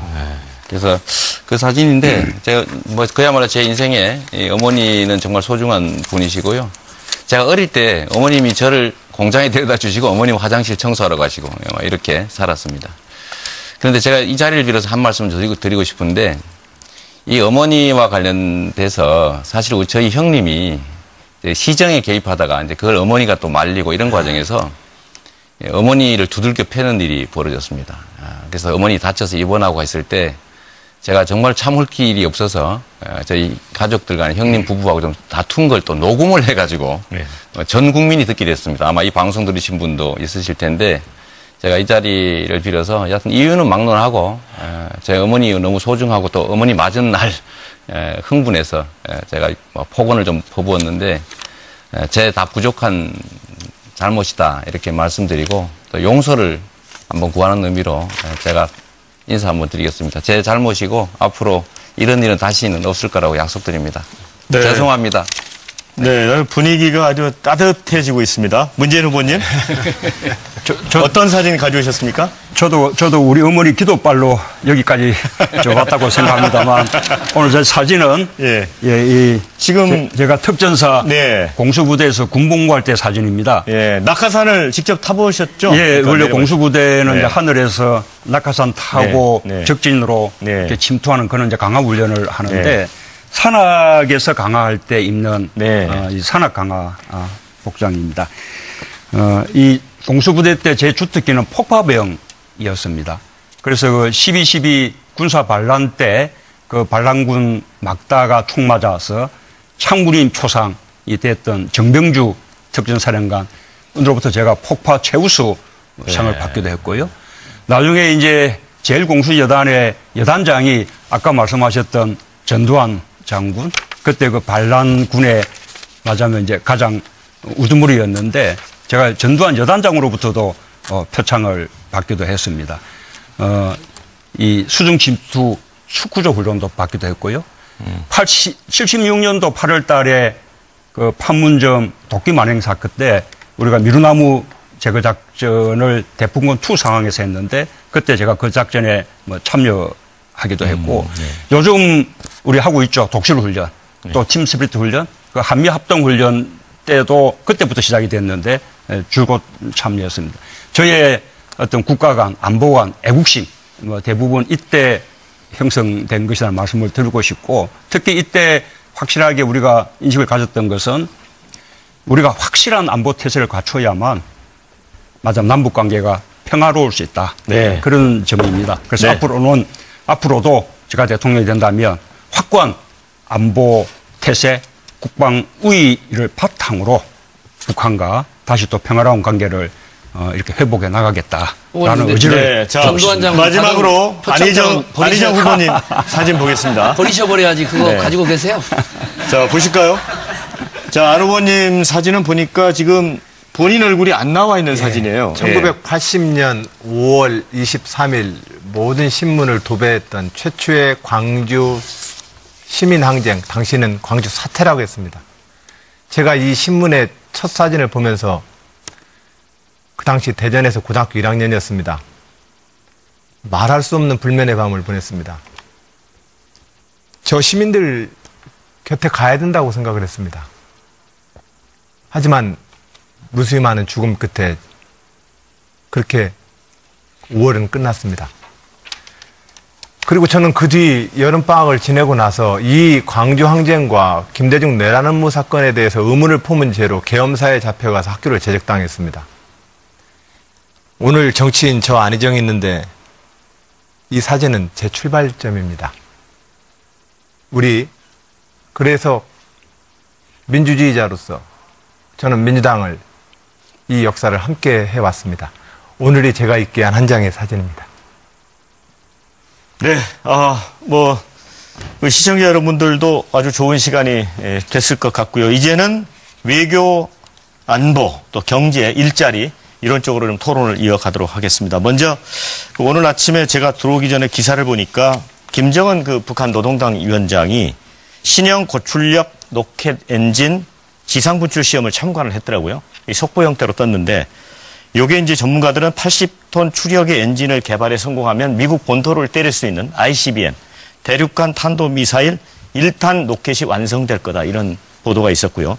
아시겠지만 또 얼마 전에 며칠 전에 틸러슨 국무장관도 저희 왔고 지금 이제 중국에 가 있죠. 그래서 대북 미국이 북한이 이제 핵포기를 하지 않고 수위를 높이면 군사적 대응까지 할 수 있다 그런 언급을 했습니다. 그래서 차기 정부가 이제 어떤 대북 정책을 세워야 될지 이게 중요한데 최성 후보님 전문가를 자처하시니까. 네. 자처는 아니고 우리 네 우선 이 하나 오늘 어제 나온 기사인데요. 한류스타인 손지창 씨가 성토를 한 겁니다. 대한민국 정부를 향해서. 지금 이 중국이 무역 압박을 가하고 이 사드와 이 한반도 위기가 나오는데 대한민국 정말 정부는 뭘 하느냐 도대체 어디에 가 있느냐 성토하는 겁니다. 지금 한반도 상황은 사드 문제 외에도 트럼프 미 행정부는 북한에 대해서 선제공 공격까지도 검토하겠다. 여차하면 김정은 정권을 교체해버리겠다. 중국은 무역 압박을 하고 있습니다. 정부 손 놓고 있습니다. 국회 손 놓고 있습니다. 이렇게 되면 정말로 한반도는 단순한 북핵 안보 위기가 아니라 경제 위기로 치닫습니다. 아까 우리 방청석에서도 뭐 어떤 정책 제안이 부족했다고 하는데 그렇지 않았죠. 지금 5차례 되는 토론회 내내 저는 김대중 대통령식의 북핵 일괄 타결로 사드 문제 그리고 북핵 문제를 풀어야 된다. 왜? 미국이 사드를 배치한 이유는 북핵 문제를 풀자고 한 겁니다. 그러면 빨리 황교안 대행이 국회와 함께 초당적인 방북단을 미국에 가서 북핵 문제와 사드 문제를 풀기 위한 여러 가지 한미동맹 차원에서의 해법을 해결하고 그리고 곧바로 중국에 가서 중국의 한반도에 대한 한국에 대한 무역 압박은 국제법 명백한 위반입니다. 왜 중국에 대해서 큰 소리를 못합니까? 그리고 그로 인한 여러 가지 피해 대책을 국회에 보고를 해야 되는 것이죠. 저는 그런 점에서 지금도 정부가 국회와 함께 새 정부로 미루지 말고 지금부터 사드 문제, 북핵 문제 일괄 타결해야 된다. 이렇게 생각합니다. 네, 근데 제가 조금 논점을 좀 던져보겠습니다. 중국을 설득하면 좋은데 차기 정부 들어섰는데 사드 관련해서 중국 설득이 안 된다. 그러면 그 대안으로서 사드 배치를 처리하고 다시 미국에 되돌려보낼 수 있지 않겠습니까? 자, 선택의 수단이 없는데 자, 이런 상황도 좀 상정을 해봐야 될 것 같습니다. 문 후보님 혹시 어떻게 보십니까? 우선 뭐 아까 제가 사진을 보여드렸습니다만 네. 안보하면 우선 전 문재인이다라고 말씀드리고 싶고요. 이건 제 주관적인 주장이 아니라 실제로 국민들 여론조사를 해봐도 가장 안보 믿을 만한 후보 저 문재인을 가장 많이 이렇게 지지하고 있습니다. 이 사드 문제는 이 정부가 지금 강행하고 있는데 이 강행에도 불구하고 북한은 지금 할 짓 다 하고 있지 않습니까? 그다음에 중국은 강력한 보복을 하고 있고 또 오히려 북한에 대해서 강력한 제재와 압박을 가려고 해도 중국하고 공조가 이루어져야 되는데 그 공조마저 무너뜨리고 있는 것이거든요. 물론 이 사드 배치는 우리의 주권 문제이기 때문에 우리가 조금 조속 결정을 했다 하더라도 중국이 그에 대해서 반대는 할 수 있지만 거기에 대해서 경제 보복으로 이렇게 나오는 것은 우리의 주권 침해라고 저는 강력하게 항의해야 된다고 생각합니다. 그러나 사드 배치 문제를 다음 정부로 넘겨주면 이것을 여러 가지 외교적 카드로 사용할 수 있는 것이 우선 첫째로는 사드 배치는 북핵을 대응하기 위한 것이거든요. 북핵에 대한 방어용입니다. 더 좋은 것은 북한이 북핵을 폐기하도록 하는 거 아닙니까?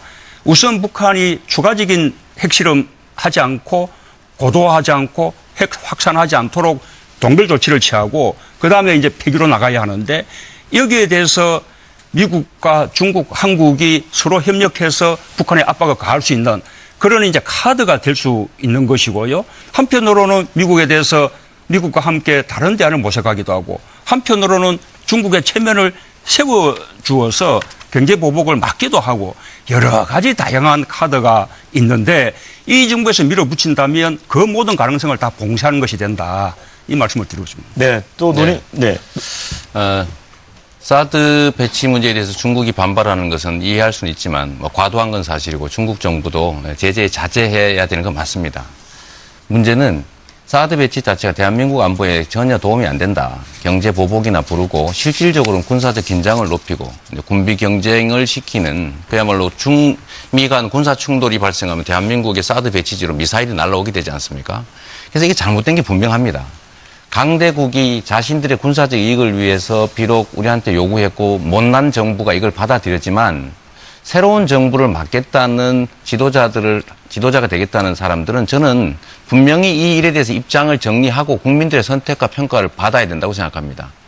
그런데 불행하게도 지금 저 빼고 나머지 다른 분들은 아니 이미 합의한 거 어떡하느냐 뭐 받아들이자 나는 모르겠는데 국회에다 넘겨서 나중에 논의해보자 지금 하지 마라 하지 말란다고 안 하고 지금 하고 있지 않습니까 이미 사드가 배치되고 있는데 난 입장이 없다 그냥 나중으로 넘겨라고 얘기하는 것은 저는 대한민국의 대재앙이 지금 현재 발생하고 있는데 그야말로 책임 있는 분들이 나는 아직 모르겠다 이게 지금 세월호 7시간 동안 대통령이 아무것도 안 하고 그냥 맡겨놓고 있는 거하고 다를 게 뭐가 있느냐라는 지적도 있을 수가 있는 거죠. 자, 제가 좀. 잠깐만요. 그래서 제가 마저 말씀을 드리면 이 사드 문제에 대해서는 아무리 어려워도 뭐 예를 들면 트럼프 대통령도 일방적으로 TPP 탈퇴했고 또 예를 들면 국가 간 협의라고 하는 게 바뀔 수도 있는 것인데 명확하게 입장을 좀 자기 입장을 내고 그다음에 그렇게 해야 중국이 입장이 애매하니까 야 압력을 넣으면 좀 되겠구나 하고 미국도 이게 입장이 불명확하니까 해버리면 그만이겠구나 이렇게 해서 점점 압박이 심해지죠. 분명한 입장을 좀 정리해 주시면 좋겠다. 특히 안희정 지사님이나 우리 문 후보님. 우리 이재명 후보님은 타이머가 좀 필요하실 것 같아요. 잠깐만요. 제가 정리를 좀 하겠습니다. 지금 사드 배치를 둘러싼 이제 토론은 많이 여러 번 해주셨기 때문에 입장들은 정리가 된 것 같고요. 제가 질문 드리고 싶은 부분은 사드 배치를 지속할 수밖에 없다. 이렇게 주장하는 분들의 그 지적 중에 첫 번째 하나가 우리가 이를 처리할 경우에 중국의 압력에 굴복하는 모양새다. 이게 중장기적으로 한중 관계에 악영향을 끼칠 수 있다. 이런 그 부분 하나고 또 한 가지는 이제 트럼프 행정부하고의 관계가 뒤틀릴 수 있다. 사드 배치를 처리했을 경우. 그래서 이런 문제와 관련해서 좀 논의를 안희정 기사님, 안희정 기사님 기회 드리겠습니다. 예, 감사합니다. 네. 저는 이 문제에 대해서 우리 여야를 뛰어넘어서 국민 여러분들과 저는 이렇게 합의했으면 합니다. 아쉽지만 대한민국의 국방 안보는 한미 군사 동맹의 기초에서 세워져 있습니다. 아쉽지만 저는 이거 인정합니다. 그러나 그렇기 때문에 한미 군사 동맹에서 방어무기 체계제를 획득하는 문제에 대한 그 군사 동맹의 합의를 저는 그래서 존중한다고 얘기했던 것입니다. 그러나 장차로는 우리 군사 자주권 가져야 합니다. 그래서 저는 전시 작전권 전환을 우리가 갖고 어떠한 침략에 대응해서라도 주한미 사령관이 결정을 하는 것이 아닌 대한민국의 대통령이 결정하는 독자적 전쟁 수행 능력을 갖춘 나라가 돼야 합니다. 한미 군사 동맹의 기초를 튼튼히 하고 독자적인 국방 자주권을 가져야 된다. 이것이 큰 전제입니다. 이것을 갖고 주변 국가와 논의해야 될 것은 중국에게는 이 한미 동맹이 어떠한 경우든 중국을 적대하지 않는다는 사실에 대해서 우리는 한중 협력 동반자 관계를 통해서 신뢰를 얻어내야 합니다. 박근혜 정부가 이 신뢰와 협의를 못한 것입니다. 저는 그것이 바로 졸속 정부의 아주 치명적 실수였다고 생각을 합니다.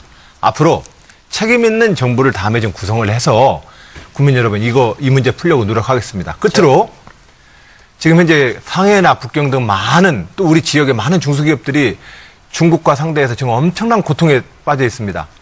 교민 여러분 정말 미안합니다. 대한민국의 정부가 여러분들의 재산과 생명을 또한 여러분들의 그 재산을 경제활동을 적극적으로 보호하기 위해서 최선의 노력을 다하겠다는 말씀을 올립니다. 자, 이번에 이제 그 경제 문제 넘어가기 전에 마지막으로 30초씩 기회를 드릴 테니까 시간을 좀 꼭 지켜주십시오. 자, 이제 사드 배치가 사실은 아까 이재명 후보님도 말씀하셨지만 미중 간에 약간 미묘한 힘겨루기 한 단면도 있습니다, 이게. 그래서 이제 G2가 이제 크게 격돌하고 있는데, 동아시아에서. 우리가 외교 전략을 이제 차기 정부에서 어떻게 짤 거냐. 이게 이제 참여정부 때 동북아 균형 자론도 있었고요. 요거 관련해서 30초씩만 의견을 듣겠습니다. 먼저 짧게. 예. 저는 이재명 후보님처럼 국내 정치에서 하시듯 사이다 발언 해가지고 우리 국익 거들납니다. 사드 반대만 계속 외치면 누가 개인적으로 사드 반대를 안 합니까? 이미 한미동맹 차원에서 진행이 되니까 그 속에서 중국의 압박이 나오니까 실사구시적 국익 외교를 통해서 가능하면 또 미국은 우리한테 무역보복 안 하게 됩니까? 반대하면? 적어도 대통령 후보라고 하면 한미동맹, 한중관계, 북핵 해결 이런 부분을 위한 외교적 노력을 하고 끊임없이 그 노력을 제기하고 해법을 제시하는 사람들한테 뭐 아무 논의도 안 하고 본인만 해법을 제시했다. 이건 외교 전문가에 대한 거기까지 읽겠습니다. 이재명 후보님 30초만 쓰십시오. 네. 네. 한국과 같은 강대국에 끼어 있는 나라들은 자주적 균형 외교라고 하는 대원칙에서 결코 벗어나면 안 됩니다. 잘못 들어서면 망합니다. 그렇기 때문에 이 잘못 들어선 이 사드 문제도 자주적 균형 외교라는 관점에서 명확하게 지금 어긋나기 때문에 이것은 처리하는 게 맞고 처리하는 게 국익에 도움이 되기 때문에 하는 것이지 이게 예를 들면 한미 관계를 훼손한다? 미국 싫어하겠지요. 싫어하지만 어떤 힘을 써서라도 슬기를 발휘해서 지도력을 가지고 그냥 뚜렷한 신념과 철학을 가지고 밀어붙일 수 있는 그래서 그런 신념이 필요하다. 그래서 정말 지도자의 자질이 중요하다 이 말씀드리고 네. 싶습니다. 자, 문재인 후보님. 네. 예, 이 문제는 어떤 원론이라든지 거창한 이야기가 필요한 것이 아니라 자기 자신이 대통령이라고 생각하고 국익을 중심에 놓고 생각하는 그런 자세가 필요합니다. 우리에게 안보에 있어서는 미국이 너무나 중요합니다. 한미동맹이 우리 안보의 근간인 사실을 우리가 부정할 수가 없습니다. 또 한편으로 경제적으로는 집도 중국이 너무나 중요합니다. 미국이냐 중국이냐 어느 한쪽을 선택해야 되는 상황으로 만약에 몰아간다면 그것은 그야말로 우리에게는 큰 비극입니다. 우리는 미국도 붙잡아야 하고 중국도 붙잡아야 하는 것입니다. 그래서 사드 문제를 다음 정부로 넘겨주면 외교를 통해서 양쪽을 다 붙잡을 충분한 보관을 가지고 있고 자신이 있다라고 말씀드리는 것입니다. 자, 마지막으로 안희정 후보님. 네. 안보 외교는 우리의 경제이고 우리의 밥이고 우리의 생명입니다. 5,000년 이 땅의 역사가 이미 안보 외교를 잘할 것을 우리에게 명령하고 있습니다. 근데 이 안보 외교의 해법은 서희의 외교술만 가지고는 안 됩니다. 핵심적으로는 국민이 단결해야 된다고 저는 믿습니다. 국민의 민주적인 단결 없이 그 어떤 지도자도 안보 외교 노선을 풀 수가 없습니다. 저는 국민을 단결시키고 싶습니다. 왜냐하면 안보 외교가 우리의 모든 것을 걸고 있기 때문에 그렇습니다. 국민의 단결들을 꾀하기 위해서 좋은 정치 리더십을 만들어 보겠습니다. 네. 자, 감사드리고요. 자, 경제 쪽에서는 저희가 지금 시간이 많지 않기 때문에 일자리 대책, 그 다음에 비정규직과 정규직 문제, 이 대기업과 중소기업의 격차에서 요 문제를 좀 좁혀서 논의를 하겠습니다. 청년 실업률이 지금 10%가 넘지 않습니까? 지금 특히 예를 들어 뭐 학원에 다니고 있거나 이런 젊은 층까지 생각하면 뭐 350만 명이 될 것이다. 이런 지적도 있습니다. 문 후보님, 이 청년층 일자리 정말 확실하게 만들어내시겠습니까? 이번에는 문 후보님 말고 다른 분이 그렇습니다. 제가 먼저 좀 하면 어때요? 그 이재명 후보님 양보하시겠습니까? 계속 문 후보님 먼저 양보하시겠습니까? 양보하시죠. 하시죠. 네, 양보하시죠. 네, 이재명 후보님. 아니, 서로 양보하시면 발언 총량들을 좀 정해 주세요. 네. 발언 총량하면 우리 무릎이 자, 말씀하십시오. 예. 일자리 관련해서 문 후보님 제가 대책을 한번 봤는데요. 81만 개 공공 일자리 만든다고 하셨지 않습니까? 그 중에 보면은 17만 개를 뺀 나머지 64만 개는 기존에 있는 일자리더라고요. 기존에 있는 일자리를 조금 개량하는 수준이었습니다. 근데 국민들한테는 81만 개 일자리 만든다고 해서 국민들은 야, 81만 개 생기는구나 이럴 수 있지 않습니까? 그래서 그거는 나중에 좀 한번 발언하실 때 한번 해명해 주시면 좋겠고요. 저는 청년 일자리 정말로 중요한데 그래서 몇 가지 만들어 봤습니다. 전문 모병 한 10만 정도, 산업기관 요원 10만, 소방, 경찰, 노동경찰, 교원 한 10만 정도, 그 다음에 복지, 보건, 보육 한 10만 정도를 만들면 좋겠다고 생각하고 또 민간에서 52시간 이상 강제로 불법 노동하는 거, 요걸 줄이면 한 33만 개 일자리가 만들 수 있고요. 그다음 초과 근로수당 실제로 지급하지 않고 계속 초과 근로를 많이 시키기 때문에 전 세계 최장 시간 노동을 하고 있는데 이 초과 근로수당 1.5배 철저히 지급하게 하면 정말로 일자리가 한 15에서 20만 개는 자연스럽게 늘어난다. 이런 게 진짜 일자리 정책이라는 생각이 듭니다. 그래서 최저임금 10,000원, 노동정찰을 통한 철저한 노무관리, 노동권 강화 이런 걸 통해서 일자리 질과 양을 늘리는 게 중요하다 이렇게 생각합니다. 네, 공공부문 일자리 늘리는 거에 대해서 질문을 하셨으니까 문 후보님이 이번에는 답변을 하시는 게 좋을 것 같습니다. 우선 좀 일자리 문제, 특히 뭐 청년 실업 문제는 거의 뭐 국가 재난 수준입니다. 그래서 특단의 대책이 필요하죠. 아직도 뭐 민간에 맡겨야 된다라고 하는 것은 너무 안이한 이야기라고 생각합니다. 민간에서 일자리 만드는 것을 활성화되게끔 뭐 4차 산업혁명에서 신성장 동력 만들어내고 또 창국국가 만들고 사회적 경제 활성화시키고 이런 노력 필요하지만 그 시간이 걸리기 때문에 우선 단계 대책으로 공공부문에서 많은 일자리를 만들어내야 한다고 생각합니다. 현실성이 있느냐라고 주장하는데 이미 우리 당의 정책 공약입니다.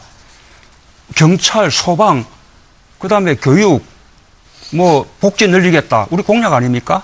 또 보육도 공공어린이집, 공공유치원 30% 이상 40% 이상 늘리겠다. 또 공공의료 확충하겠다. 치매 전문병원 각지 만들겠다. 어린이 재활병원 만들겠다. 이런 거 다 하면 자연스럽게 공공부문에서 일자리가 많이 늘어나는 것입니다. 그러면 언제까지나 그렇게 계속 국가 예산으로 이렇게 일자리 만들어야 되느냐? 저는 우선 뭐 국가 예산의 쓰임새에서 일자리 만들기보다 더 중요한 쓰임새는 없다고 생각하고요. 그러나 끝없이 갈 필요는 없는 것이 2020년대 초반쯤 되면 청년 취업청 인구가 격감하기 시작해서 5년 정도에 100만 명씩 줄어가는 정도로 빠르게 줄어듭니다. 그래서 그때는 일자리 늘리기가 문제가 아니라 오히려 노동력 공급을 걱정해야 되는 그런 때가 오거든요. 그때까지만 정부가 특단의 대책을 마련하면 된다라는 말씀을 드리는 것입니다. 네, 최성 후보님. 네, 저는 준비된 후보는 오늘 또 준비된 자료를 가져왔습니다. 네, 지금 많이들 청년 일자리 이야기하고 있는데 일자리는 종합적으로 접근해야 됩니다. 무엇보다 중요한 건 8,000조에 달하는 1인당 약 1억 5천이 넘는 국가 통합부채 어떻게 관리할 겁니까? 관리해내야 되고 그리고 대기업과 중소기업 간의 상생발전 이루어내야 되고 또 지방 자치 분권을 통해서 대기업들 지방으로 내보내야 그리고 특별한 인센티브 줘서 지방경제, 지방기업 살려내야 됩니다. 그리고 구체적인 일자리는 우리 문 후보님, 이 후보님 계속 공기업이냐, 공공분야냐, 민간기업이냐 싸우시는데 싸우지 마세요.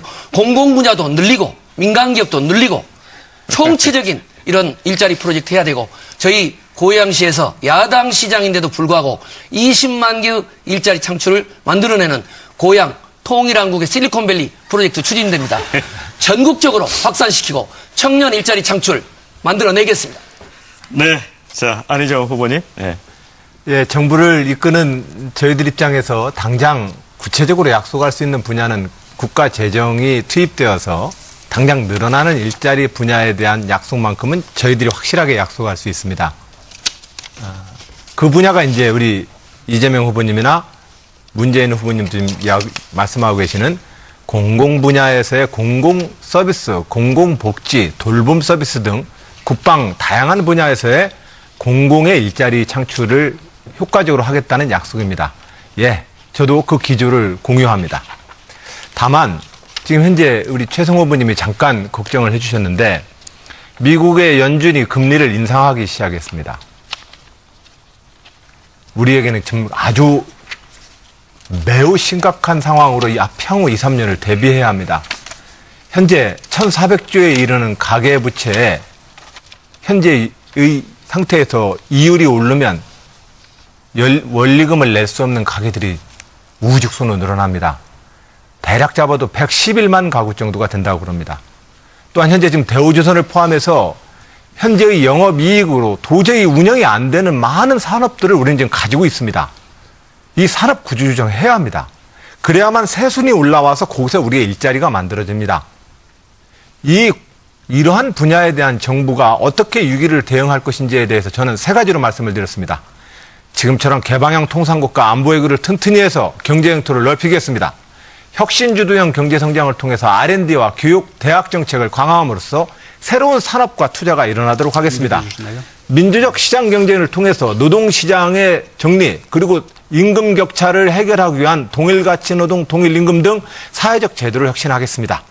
이런 틀을 통해서 장기적인 우리의 일자리 구조를 만들어내겠습니다. 네, 뭐 이제 그 약간씩 시간도 오버하고 이런 그 후보님도 계시기 때문에 우리 문 후보님하고 이재명 후보님께 한 30초씩 두 분께만 기회를 드리겠습니다. 제가 먼저 하는 게 어떻습니까? 네. 왜냐하면 기회를 드리려고 그래요. 우리 문 후보님한테. 자꾸 시간이 흘러갑니다. 네, 제가 아까 그 말씀 드렸지 않습니까? 81만 개의 공공 일자리를 만든다고 하셨는데 실제로는 17만 개밖에 없고 64만 개는 이미 있는 일자리의 질 개선이더라고요. 제가 내용을 들여다보니까. 일단은 재원을 어떻게 만들지 하는 얘기 한 말씀 좀 부탁드리고요. 또 한 가지는 국민들한테 왜 81만 개라고 얘기를 했냐. 이 뻥튀기 공약 아니냐. 좀 이 말씀 한번 드리고 싶습니다. 네, 문 후보님. 재원 대책은 제가 이미 밝혔기 때문에 네네. 따로 뭐 이 네. 자리 아깝게 네. 쓸 생각은 없고요. 네. 이 우리가 경제 민주화 이야기하고 또 재벌 개혁을 이야기하는데 경제 민주화와 재벌 개혁을 이야기하는 그 목표도 궁극의 목표는 결국은 일자리와 노동 문제를 해결하는 데 있습니다. 대기업과 중소기업 간의 거래를 공정하게 만들어서 하청 중소기업들을 살리고 그래서 중소기업들의 처우를 높여주고 거기에 대해서 동일 기업 내 동일 가치 노동, 동일 임금 원칙을 법제화해서 정규직과 비정규직, 남성과 여성 임금 격차를 없애고 또 공정임금제 도입해서 대기업과 중소기업 간의 네. 임금 격차를 완화시켜주고 이렇게 하는 것이 결국은 경제민주화 또 재벌개혁의 궁극의 목표라고 생각합니다. 경제민주화 이렇게 하면 다들 재벌개혁만 이야기하는데 그것이 아니다라는 말씀을 드리고 싶습니다. 네, 지금 더불어민주당 제가 대선 후보 말씀드린 것도 경선 대답을 안 토론이 하셨어요. 진행되고 있는데요. 자, 오늘 토론이 아주 좀 뜨거워서 그런지 다음 대통령에게 바라는 점에 대해서 시청자 의견도 지금 굉장히 많이 올라오고 있습니다. 유료 문자 샵 1500으로 들어온 의견 몇 건 소개를 해드리고 마무리하도록 하겠습니다. 휴대전화 끝번호 5772번님께서 주신 의견입니다. 과거와 단절할 수 있는 후보가 대통령이 되었으면 좋겠습니다. 이런 얘기를 해주셨고요. 아마 그 대통령이 되셨어도 과거하고 단절할 수 있어야 된다. 그런 의미인 것 같습니다. 그 다음에 0202 사교육에 대한 대책 꼭 부탁드립니다. 그 다음에 7371 몸이 아파서 앓고 있을 때 가장 우선되어야 할 것은 진단인데 진단은 이미 나와 있습니다. 완전한 치료도 이 건강한 대한민국을 만드는 대통령을 원합니다. 이런 의견 주셨고요. 2781번입니다. 처음과 끝이 같은 대통령을 필요로 합니다. 국민들을 위한 공약들을 선거 때만 쏟아내는 것이 아니라 약속을 끝까지 지키는 리더가 되셨으면 합니다. 마지막 언급이 아주 특히 저는 마음에 와 닿는 것 같습니다. 자, 의견 주신 모든 분들께 감사드리고요. 시간 관계상 모든 의견을 다 소개해드리지 못했는데요. 자, 주신 의견은 일요토론 홈페이지를 가시면 바로 확인하실 수 있습니다. 자, 이제 시간이 얼마 남지 않았습니다. 그래서 그 네 분에게 마무리 시간 한 30초씩을 드리겠습니다. 저희가 추첨을 했는데 순서가 지금 안희정 후보가 먼저십니다. 네.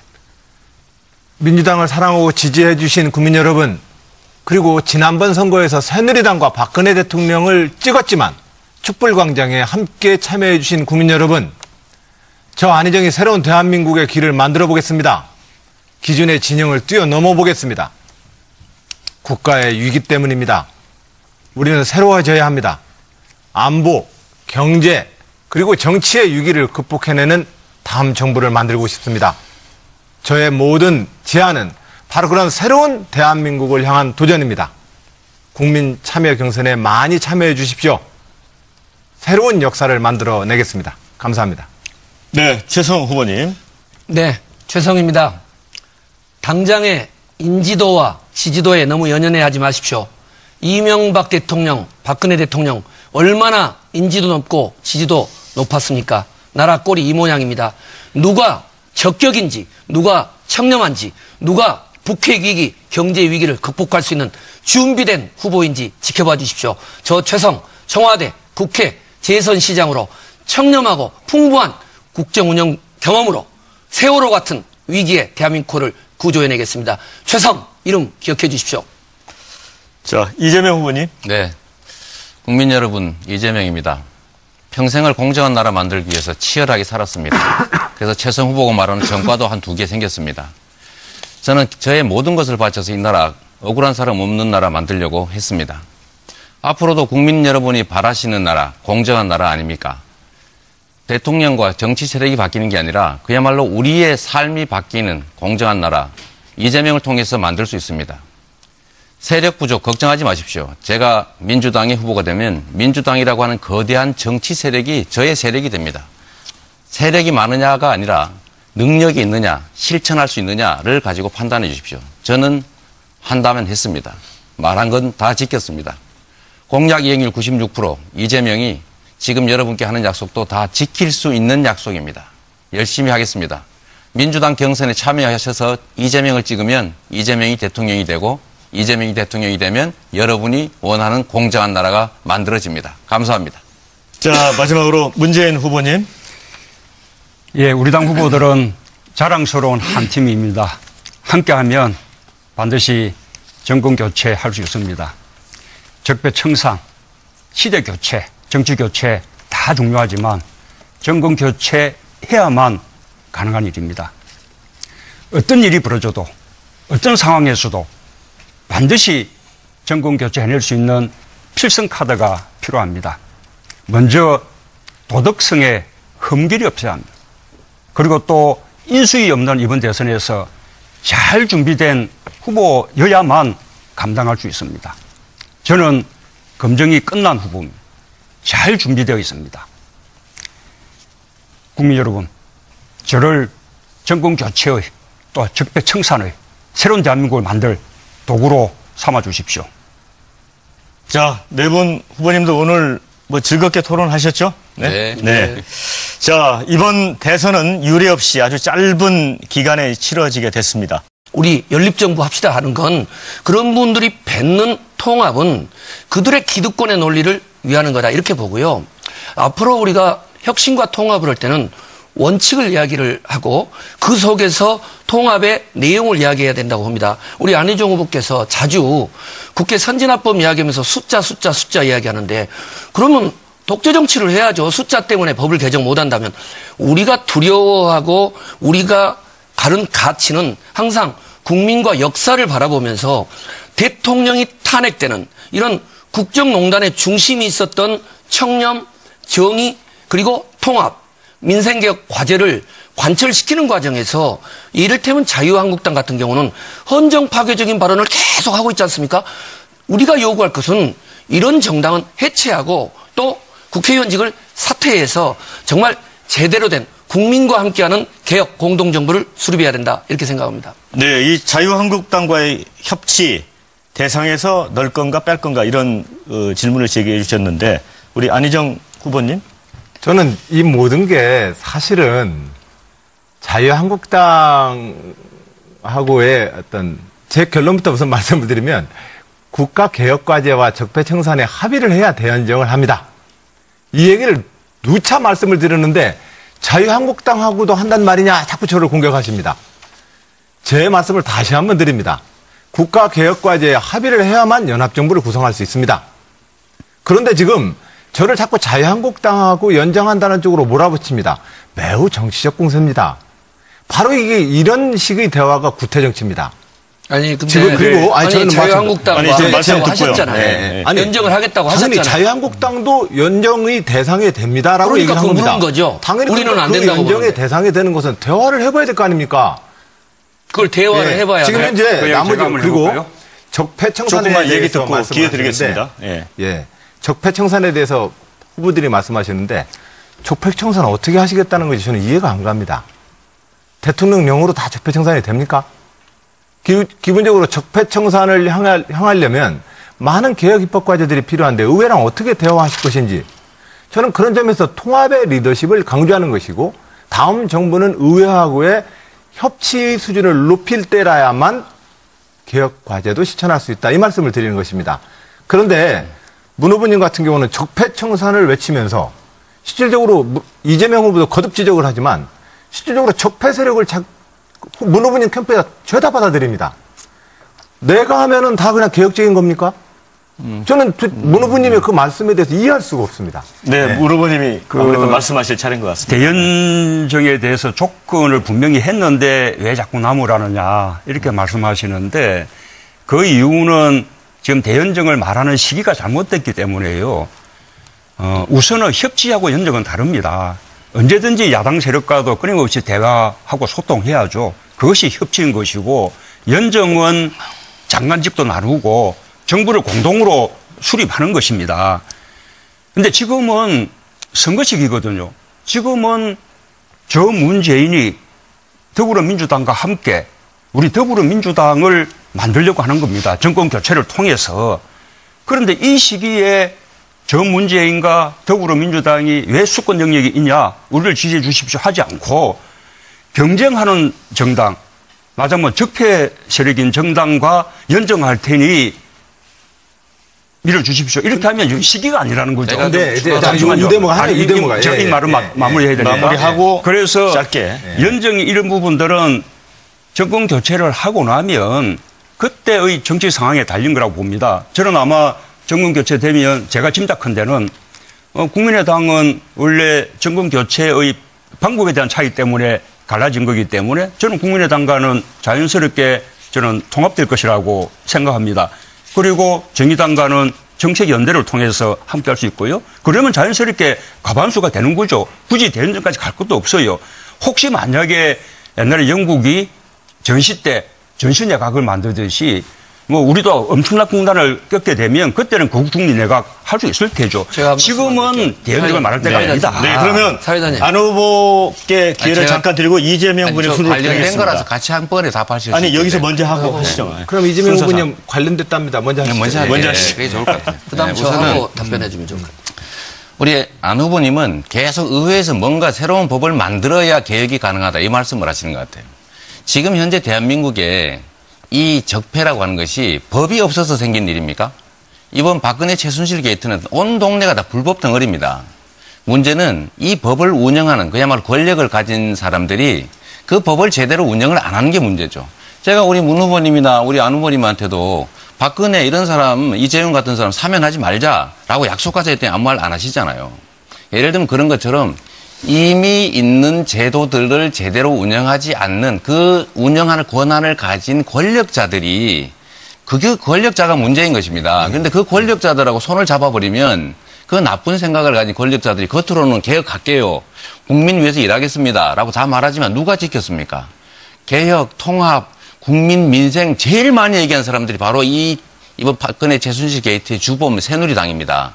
그런데 그 약속을 믿고 연정하겠다는 게 첫째 말이 안 되고 자, 제가 두 번째로는 우리 문 후보님 소연정 이런 말씀 하시는데 최성 후보님한테 말씀 좀 돌려주세요. 잠깐만요. 기회를 때. 예. 어차피 얘기가 바꿔야 되기 때문에. 또 해야 되니까 그러면. 그럼 나중에 하겠습니다. 제가 한 말씀 그래서 제도 문제는 아니다. 예. 이건 너무 간단한 겁니다. 안 후보님. 박근혜 씨가 탄핵됐는데도 불구하고 헌재의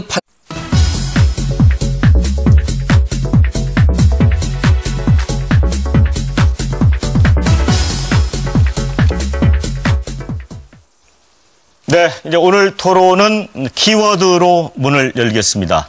자, 내가 대통령이 된다면 무엇이 바뀔 것인가? 대한민국이 어떻게 바뀔 것인가? 이런 데 대한 질문인데 후보 여러분께서 간단한 키워드 형태로 제시를 해주시고 설명을 해주시면 되겠습니다. 먼저 오늘 그 발언 순서에 따라서 첫 기회는 문재인 후보님께 드리겠습니다. 설명을 좀 해주실까요? 광화문 대통령 이렇게 쓰셨습니다. 예. 어떤 의미입니까? 제가 대통령이 되면 광화문 대통령 시대가 열립니다. 대통령이 출퇴근하면서 퇴근 때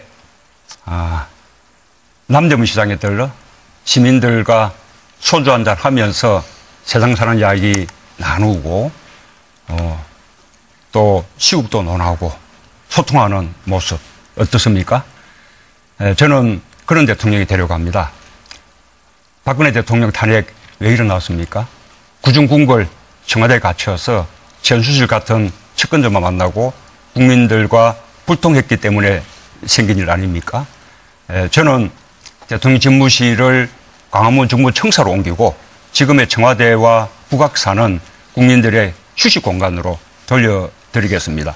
국민들 속에서 국민들과 늘 함께하면서 소통하고 국민들의 눈물을 닦아주는 그런 대통령이 되겠습니다. 네, 다음은 안희정 후보님입니다. 대화, 이런 키워드를 제시를 해주셨습니다. 예, 저는 네. 대화로 잡았습니다. 우리 사회의 대화가 너무 부족합니다. 대화를 통보나 밀어붙이기라고 하는 정치 문화에 우리는 너무 오랫동안 지쳐 있습니다. 제가 대통령이 된다면 국무회의는 실질적인 대화와 토론의 장이 될 것입니다. 청와대나 대통령의 일방적 지시의 회의가 되지는 않을 것입니다. 또한 안보나 외교, 지금 현재 노사정, 이런 사회적인 많은 갈등들을 놓고 의회의 지도자들과 또 시민들과 적극적으로 대화하겠습니다. 미국 드라마에서 우리 젊은 분들이 많이 봤던 웨스트윙, 미국 대통령이 어떻게 대화하는가, 정말로 부러웠습니다. 그런 나라 우리 한번 만들어봤으면 합니다. 대화하는 나라가 될 것입니다. 네, 다음은 최성 후보님입니다. 뭔가 많은 양을 지금 적어주셨어요. 저는 재밌게 써봤습니다. 땡방 뉴스, 땡큐 뉴스입니다. 저는 빛고울 광주 출신인데요. 고등학교 시절에 5.18 민주화 운동을 경험했습니다. 그 시절에 전두환 장군이라는 분이 나와서 항상 TV만 틀면 스트레스를 줬습니다. 요즘에는 박근혜 대통령이 탄핵됐는데도 스트레스를 줍니다. 땡방 뉴스인데요. 제가 대통령이 되면 정말 아주 즐겁고 유쾌한 뉴스를 국민 여러분께 선보이겠습니다. 여러분 상상 한번 해보십시오. 제가 대통령 됐을 때 부정입학 근절하는 정유라법, 부정부패 척결하는 최순실법, 그리고 우리 위안부 피해자 어머님들 노벨 평화상 수상했다는 그런 유쾌한 소식 전달하는 최성이 되겠습니다. 감사합니다. 네, 다음은 이재명 후보님. 네. 개혁 대통령, 이렇게 제시를 해주셨네요. 네. 저는 이 시대의 과제가 그야말로 개혁하는 대통령이 필요한 그다음에 청산과 공정국가 건설이라고 생각합니다. 우리가 누군가를 대통령 만들어주기 위해서 촛불을 들고 싸운 것이 아닙니다.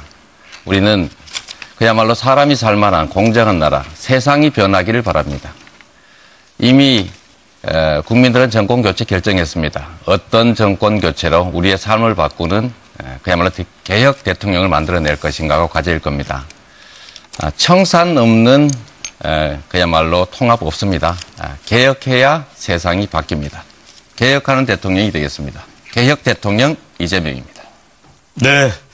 자, 네 분의 키워드를 들어봤습니다. 국민들에게 공감을 끌어내기 위해서 얼마나 고심하셨는지 그 흔적을 좀 엿볼 수 있는 것 같습니다. 어느 분이 좀 대통령이 되셔도 이런 것들 다 좀 이뤘으면 좋겠다는 생각이 들고요. 자, 본격 토론 2017년 대한민국에 필요한 리더십이 무엇일지 좀 논의를 해보겠습니다. 사실 이제 이번 조기 대선이 이제 탄핵으로 해서 이제 시작이 된 것입니다. 그래서 대한민국을 업그레이드 하기를 좀 바라고 있고요. 그러면서 앞서 언급이 있었습니다. 개혁 청산 이런 얘기도 있고 또 이 촛불과 태극기 집회 이 와중에 이제 갈등상, 분열상도 나타났고 그래서 먼저 이런 질문을 한번 드려보겠습니다. 이 통합이 먼저냐, 적폐 청산이 우선이냐, 어떤 것이 대통령으로서 우선 과제일까 이런 부분인데 어느 분이 먼저 답변을 해주실까요? 제가 먼저 좀 시작할까요? 네. 네. 통합과 개혁 두 가지가 상반된 개념이 아닙니다. 소위 청산이냐 통합이냐를 지금 논의하고 있는데 이 두 가지는 동전의 양면과 같은 것이죠.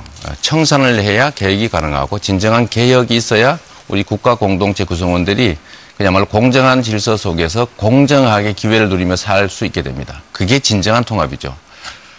부패한 청산되어야 될 세력들하고 손을 잡으면 청산이 불가능합니다.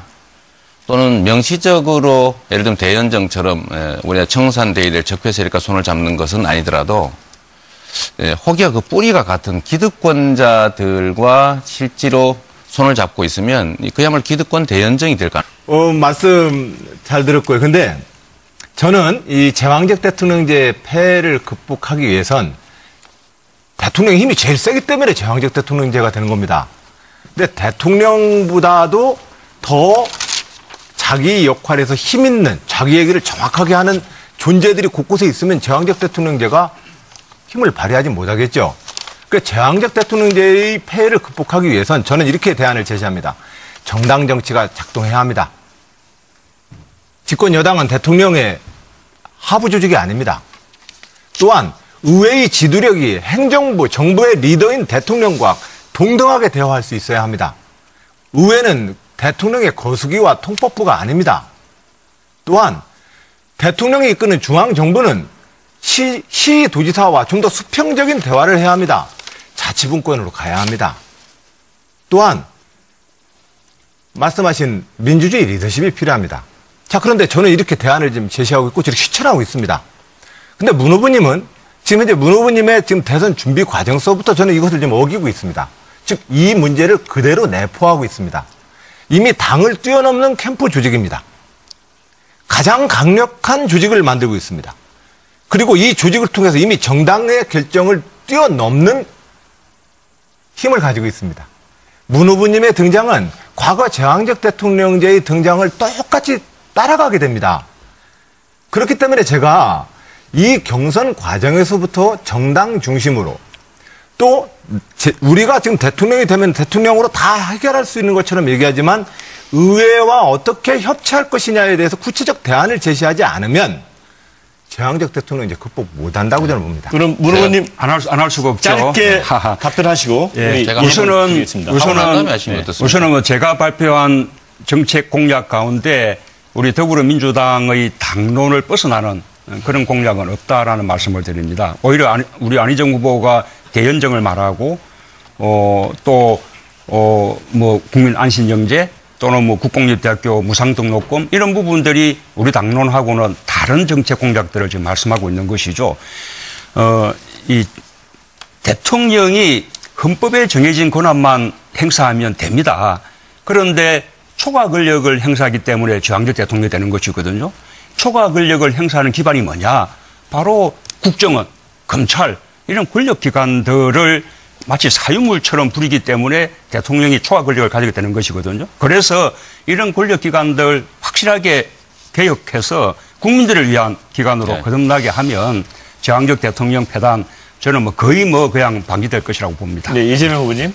제가 좀 진심으로 말씀드리고 싶은 것은 쟁기 탓을 하지 말자. 제도 때문에 이 나라가 혼란이 왔다고 생각하는 것은 사실이 아닙니다. 제도 자체가 문제였다면 그러면 왜 김대중 대통령, 노무현 대통령 제왕적이지 않았습니까? 사실은 시스템이 문제가 아니라 사람이 문제인 것이죠. 그 사람이 문제인데 언제나 제대로 운영하는 사람이 어떤 생각을 갖고 또 주변에 어떤 사람이 있냐가 중요한 것 같습니다. 지금 지적하셨지만 사실 최고의 권력자는 대통령이 맞습니다. 근데 그 대통령이 자기 생각이 뚜렷하지 않다면 심각한 문제 아니겠습니까? 예를 들면 주변 사람들한테 휘둘린다면 더 문제겠죠. 그런데 저희가 지적하고 싶은 것은 사실 우리 문 후보님 자꾸 말이 바뀌지 않습니까? 주요 국가 현안에 대해서 뚜렷한 자기 생각이 없으신 거 아닌가 하는 의심이 있어요. 사드 배치 문제 이런 거 계속 바뀌지 않습니까? 예를 들면 국가 주요 현안에 대해서 뭐 촛불 국면도 마찬가지입니다만 특히 우리 본인의 거치와 관련돼서 국민들에게는 대단히 매우 중요한 문제인데 뭐 호남의 뭐 선거 얘기 잠깐 하셨잖아요. 예를 들면 뭐 대통령 출마 안 하겠다 이런 말씀도 하시고 있는데 예를 들면 그런 것들을 보면 우리 국민들은 예측이 불가능합니다. 지도자의 안정성이라고 하는 거는 그야말로 뚜렷한 자기 신념. 국민들이 봤을 때 저 사람은 저리로 가겠구나 라고 예측할 수 있어야 되고 또 권력 행사라고 하는 것은 대통령 혼자만 하는 게 아닙니다. 그 주변을 둘러싼 사람들도 동시에 같이 행사하죠. 그런데 그 주변에 지금 보면 예를 들면 서민이나 중산층이나 정말로 이 나라의 다수의 약자들보다는 기득권자들이 너무 많으세요. 그래서 이런 점들이 오히려 문제가 아니냐라는 생각을 하고 있습니다. 네, 저한테 10초만 주시면 네, 그러겠습니다. 네. 말을 바꿨는지 안 바꿨는지는 국민들이 가장 잘 아실 테고 그렇게 이제 말꼬리 잡기를 하자면 오히려 우리 이재명 후보님은 아주 진보 이렇게 늘 주창하시다가 또 나는 보수주의자다 이렇게 말씀하시기도 하고 재벌 해체 강력하게 말씀하셨다가 재벌 해체 말한 적 없다 이렇게 말씀하시지 않았어요? 말을 누가 바꾸냐라는 것은 국민들이 다 평가하는 겁니다. 네. 이 점은 팩트에 관한 거니까 짧게 좀 말씀드리겠습니다. 명확하게 말씀드리면 저는 재벌 해체가 아니라 재벌 체제 해체를 얘기한 겁니다. 재벌의 황제 경영 요소를 철저하게 제거해서 재벌 대기업들이 국민기업으로 나자는 것이고 또 한 가지 제가 보수주의자라고 한 게 아니라 우리나라의 이 이념 환경이 부패 기득권 세력들이 보수를 참칭하고 있다. 교과서적인 의미나 선진국 개념에 보면 사실은 문 후보님을 지금 진보나 개혁이라고 부르지만 실제로 진보 개혁이 아니라 보수적 요소가 아주 많죠. 그래서 저는 그런 말로 그런 건 말을 바꾸려고 하시면 안 됩니다. 자, 제가 두 분 아니 대통령 선거에 나오겠다 안 나오겠다 이건 정말 다른 것이죠. 드리는 거죠. 평가와 자기 말은 다른 겁니다. 네. 네. 최승호 제가 의원님. 일단 네. 일요일 아침이니까 두 분 간단히 정리해 드리면 두 분이 계속 이야기하는 게 모든 정치 현상은 흑백 논리로 볼 수 없다. 당신들께서 주장하셨잖아요. 혁신과 통합은 동전의 양면이다. 그걸 갖고 그렇게 일요일 아침에 싸우실 이유가 뭐가 있습니까? 자, 우선 헌정을 인정하지 않고 있습니다. 그 박근혜 국정농단 세력에 적극적으로 지지하는 세력들이 자유한국당 지도부입니다. 지금 안희정 후보께서 현재의 국면에서 자유한국당과 연립정부를 고민한다는 건 박근혜 국정농단 세력과 연립정부를 고민하겠다라는 이야기하고 똑같이 들리고 있는 겁니다. 그래서 문제가 심각하기 때문에 당원들이, 국민들이 안희정 후보님을 지지하는 분들이 이건 빨리 포기해야 된다라고 하는 거죠. 그 부분에 대한 답을 부탁합니다. 네, 그러면 안희정 후보 질문 듣고 대통령적 피해 극복 방안으로 좀 논의의 초점을 좀 옮겨보겠습니다. 네. 말씀하시죠. 저는 자유한국당까지 포함해서 제가 대통령이 되면 현재의 여소야대 의회와 대화할 준비를 하고 있습니다. 나머지 후보님들은 지금 현재 상대에 대한 미움과 분노만을 나열하고 있을 뿐입니다. 내가 대통령이 되면 현재의 다당과 누가 대통령이 되더라도 여소야대의 이 의회와 어떤 방식으로 국정을 운영할지에 대해서 저는 구체적인 모델로 자유한국당까지도 그들이 국가개혁과제에 동의한다면 의회에 가장 강력한 다수파를 형성해서 연정을 해보겠습니다라고 얘기를 하는 겁니다. 근데 나머지 후보들은 저를 자유한국당에 대한 그 미움으로 바로 환치시켜서 저를 지금 공격하고 있습니다. 저는 이것은 잘못된 공격이다 생각을 드리고 시기라고 말씀하셨는데 지금 시기에 문 후보님도 소연정을 강조하셨지 않았습니까? 자, 그러면 소연정만으로도 된다는 것이죠. 예. 그 어쨌든 연정력에 대해서 얘기했던 건 똑같습니다. 예. 똑같은 거기 때문에 지금 적절한 시기가 아니다라고 하는 것도 적절한 지적은 아니십니다.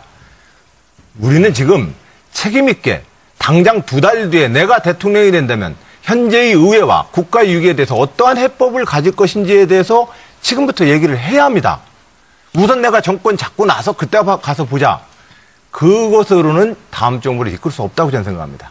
네, 지금 저희가 87년 개헌 이후에 이제 6분의 대통령이 계셨는데 사실 거의 대부분 불행해지셨죠. 친인척 측근비리, 아들, 구속되기도 하고 본인이 이제 수감되기도 하고 그래서 이제 대통령 대패에 대해서 우려가 많습니다. 근데 아까 문 후보님이 이제 광화문 대통령 강조를 하셨는데 자, 선거가 끝나고 만약에 대통령이 되시면 이제 곧바로 총리 지명, 내각 구성을 하는데 총리에게 실질적인 권한을 주시겠습니까? 예, 그렇게 해야 된다고 봅니다. 저는 책임 총리제 해야 된다고 생각합니다. 좀 더 말씀드리면 이번에 박근혜 대통령 탄핵 연정으로 이뤄낸 게 아니지 않습니까? 국민들의 힘으로 이뤄내는 것이죠. 지금 대통령이 헌법과 법을 지키지 않는 것이 문제입니다. 대통령이 헌법과 법을 지켜나가면서 국민들과 함께 나간다면 우리가 필요한 적폐청산, 개혁 다 해낼 수 있습니다. 대통령에게 많은 권한들이 있거든요.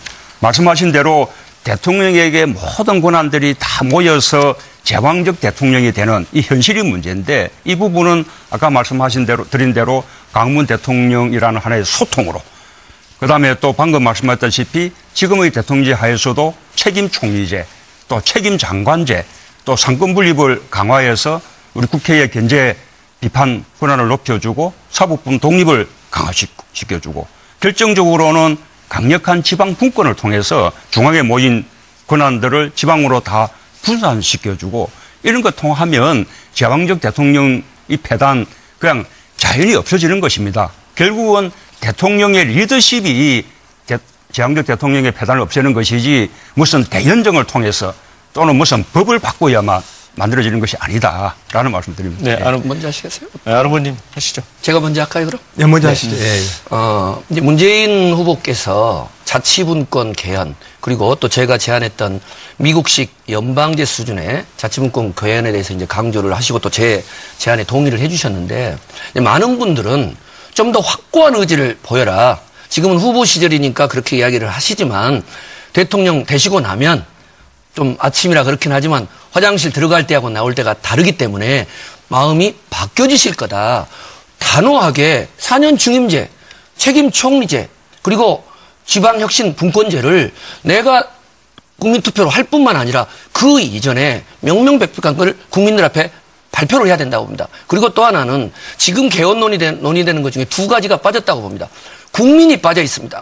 지금 촛불광장에 나와 있는 국민들, 이분들이 갖는, 제가 아까 말씀드렸던 고등학생의, 대학생들의 부정입학을 막는 그런 정유라법, 그리고 권력형 부정부패에 영구히 배제하는 공직 입문을, 그러한 또 최순실 법, 또 일본군 위안부 피해자 이런 분들을 정말 노벨 평화상을 받도록 운동하는 것들, 이런 여러 가지 광장에 있는 촛불 시민들을 노벨 평화상으로. 그렇죠. 촛불 시민과 함께 좋습니다. 같이 추진하면 좋. 그런 부분들이 저는 이 개헌 논의에 정말 제도적으로 참여해야 된다고 보고요. 그다음에 지방 분권도 막연한 지방 분권이 아니라 거의 외교 국방 통일의 중요한 권한을 광역 자치정부 그리고 국민주권 시대로 줘야 된다. 이런 부분에 대해서 문 후보님도 적극적인 의지를 보여주셔야 된다고 봅니다. 네. 별로 이렇게 강도 있게 받아들이질 않습니다. 밖에서는. 안 후보님. 네. 뭐 한 말씀만 한마디로 하시고. 드려볼게요. 네네. 제가 이 개헌을 통해서 강력한 연방제에 버금가는 강력한 지방분권공화국 만들겠다라는 것은 제가 지난번 대선 때 이미 공약했고 지난번 대선 때 이미 그것을 위한 개헌을 공약했다라는 사실을 근데 상기시켜 왜 드립니다. 다들 개헌에 반대하는 느낌을 갖고 있어서 하여튼 뭐 두 분의 대화 모습이 아름답습니다. 한 팀 같습니다. 자, 가능성이 많죠.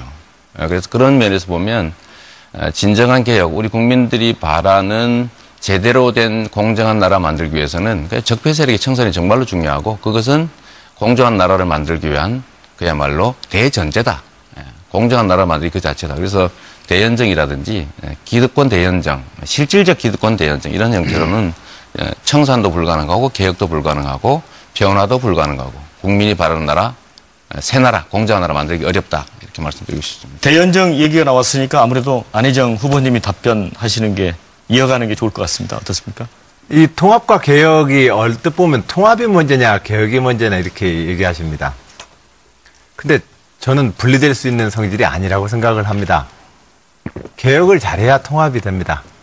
또 통합된 힘을 발휘할 때야만 적폐청산과 개혁 입법이 가능하지 않겠습니까?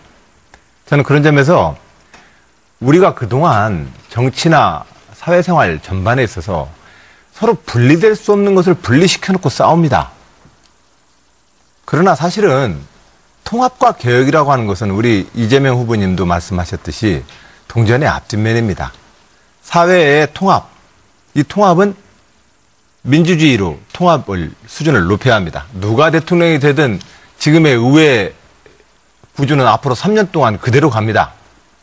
그 속에서 자유한국당과 바른정당하고는 그 일체의 대화 타협 없다 이래버리면 우회 정치는 정지돼 버립니다. 실질적으로 작동 안 하게 됩니다. 그런 점에서 대화와 타협을 향한 우회 정치에서의 통합력을 높여서 지난 234표를 얻어서 탄핵을 가결시켰던 것처럼 통합의 리더십을 우리는 다음번 정부의 대통령은 가져야 합니다. 그러한 통합의 리더십에 기초해서 개혁을 추진해야 되지 않겠느냐. 저는 그렇게 생각합니다. 자, 이번엔 문재인 후보님은 어떤 의견이신가요? 예, 아까 우리 사회자께서 최우선 과제 말씀하셨는데 저는 이 청산, 적폐청산과 통합 이것은 임기 5년 내내 계속해야 될 과제고 가장 시급하게 단기적으로 성과를 내야 될 과제는 저는 일자리 만들기라고 생각합니다. 그 점 먼저 말씀드리고 그다음에 적폐청산과 통합은 저는 따로 가는 것이 아니라고 생각합니다. 그중에서는 아까 우리 이재명 시장님 말씀과 조금 저는 비슷한데 적폐청산을 통해서 우리 사회를 공정하고 정의로운 그런 사회로 만들고 또 국민들에게 공평한 그런 세상 만들고 국민들을 편가르지 않는 그런 세상 만들면 그것이 바로 통합인 것이거든요. 적폐청산을 통해서 통합을 만들어내야 되는 것이죠. 통합은 정강정책이 다른 정치 철학이 다른 그런 정치 세력과 연정하는 것이 통합이 아니라 국민들의 마음을 한데 모으는 이것이 저는 진정한 통합이라고 그렇게 말씀드리고 싶습니다. 네. 자, 이제 제가 좀 말씀하시죠. 네. 지금 우리 문 후보님 말씀 들어보면 청산해야 될 세력들 청산 좀 하자. 그 손잡으면 안 된다. 이 말씀 맞는 것 같습니다. 문제는 뿌리는 재벌, 이게 재벌이 이번 적폐의 근원이라고 보는데 그게 정치 권력을 그야말로 좌지우지하면서 정경유착했던 게 최순실 박근혜 게이트 아닙니까? 그런데 그 뿌리인 재벌 세력들, 기득권 세력들에 해당되는 사람들이 우리 문 후보님 근처에 막 수없이 몰려들고 있습니다. 뭐 예를 들지 않아도 되겠죠. 김강두 같은 분들, 박근혜 그 경제정책 만들던 가정교사 아닙니까? 경제교사. 그런 분하고 김상조 교수, 이런 분 같이 막 모으고 있는데, 이렇게 하면 실제로 그들이 문 후보님을 쫙 둘러싸고 있는데 청산이 되겠습니까? 그래서 제가 하나 제안 드리고 싶은 것이요. 그 당 밖에 자꾸 세도 내각 뭐 이런 거 만들지 마시고, 당의 인수 준비 만드시고요. 당 안에. 본인이 가지고 계시는 그 수없이 막 1000명이 넘는 이 자문그룹들 해산하실 생각 혹시 없으십니까? 문 후보님이 말할 수가 없죠. 네. 저는 정권 교체는 강물이 흘러서 바다에 도달하는 것과 같다고 생각합니다. 그냥 강물이 흘러가면서 많은 물들을 만나고 모으게 되는 거죠. 그렇게 해서 도도한 큰 강물을 이루어서 마침내 바다에 도달하는 것이 정권 교체입니다. 자기 물로만 가고자 하면 끝까지 신의 물밖에 되지 않는 거죠. 그러면서 많은 물들을 정권 교체를 위해서 모아나가는 것이고, 그 한계는 있죠. 적어도 양극단이 아닌 합리적이고 개혁적인 진보, 또 합리적이고 개혁적인 보수라면 저는 함께 힘을 모아나가서 정권 교체에 나가야 된다고 생각합니다. 정권 교체를 위해서 다 힘을 모으고 있는 과정이다. 그것이 정권 교체의 능력을 키우는 것이다. 경비원 동사시키고 이런 의혹 있는 분들을 다 그런 모아가지고 최성 후보님한테 정권 교체가 말씀하시게 되겠습니까? 해주시고. 네, 최성 후보님 기회 드리겠습니다. 네. 대한민국 역사도 그렇고 또 전 세계 역사도 혁신과 통합은 누구나 이야기합니다. 자유한국당이 통합을 제일 많이 이야기할 겁니다. 현재. 중요한 건 누가 어떤 개혁과 혁신을 이야기하느냐는 것이 중요한 것이 아니라 혁신과 개혁의 내용입니다. 당연히 혁신과 개혁을 해야 국민 대통합이 오는 거고 국민 대통합에 힘이 있어야 혁신을 하는 것이죠. 그러나 구체적인 문제로 돌아와서 지금 자유한국당과 연정을 하겠다는 것은 지금 오늘 이 순간도 홍준표 후보 같은 분들 노무현 전 대통령을 향해서 입에 담을 수 없는 폭언을 하고 있는데 그런 분들하고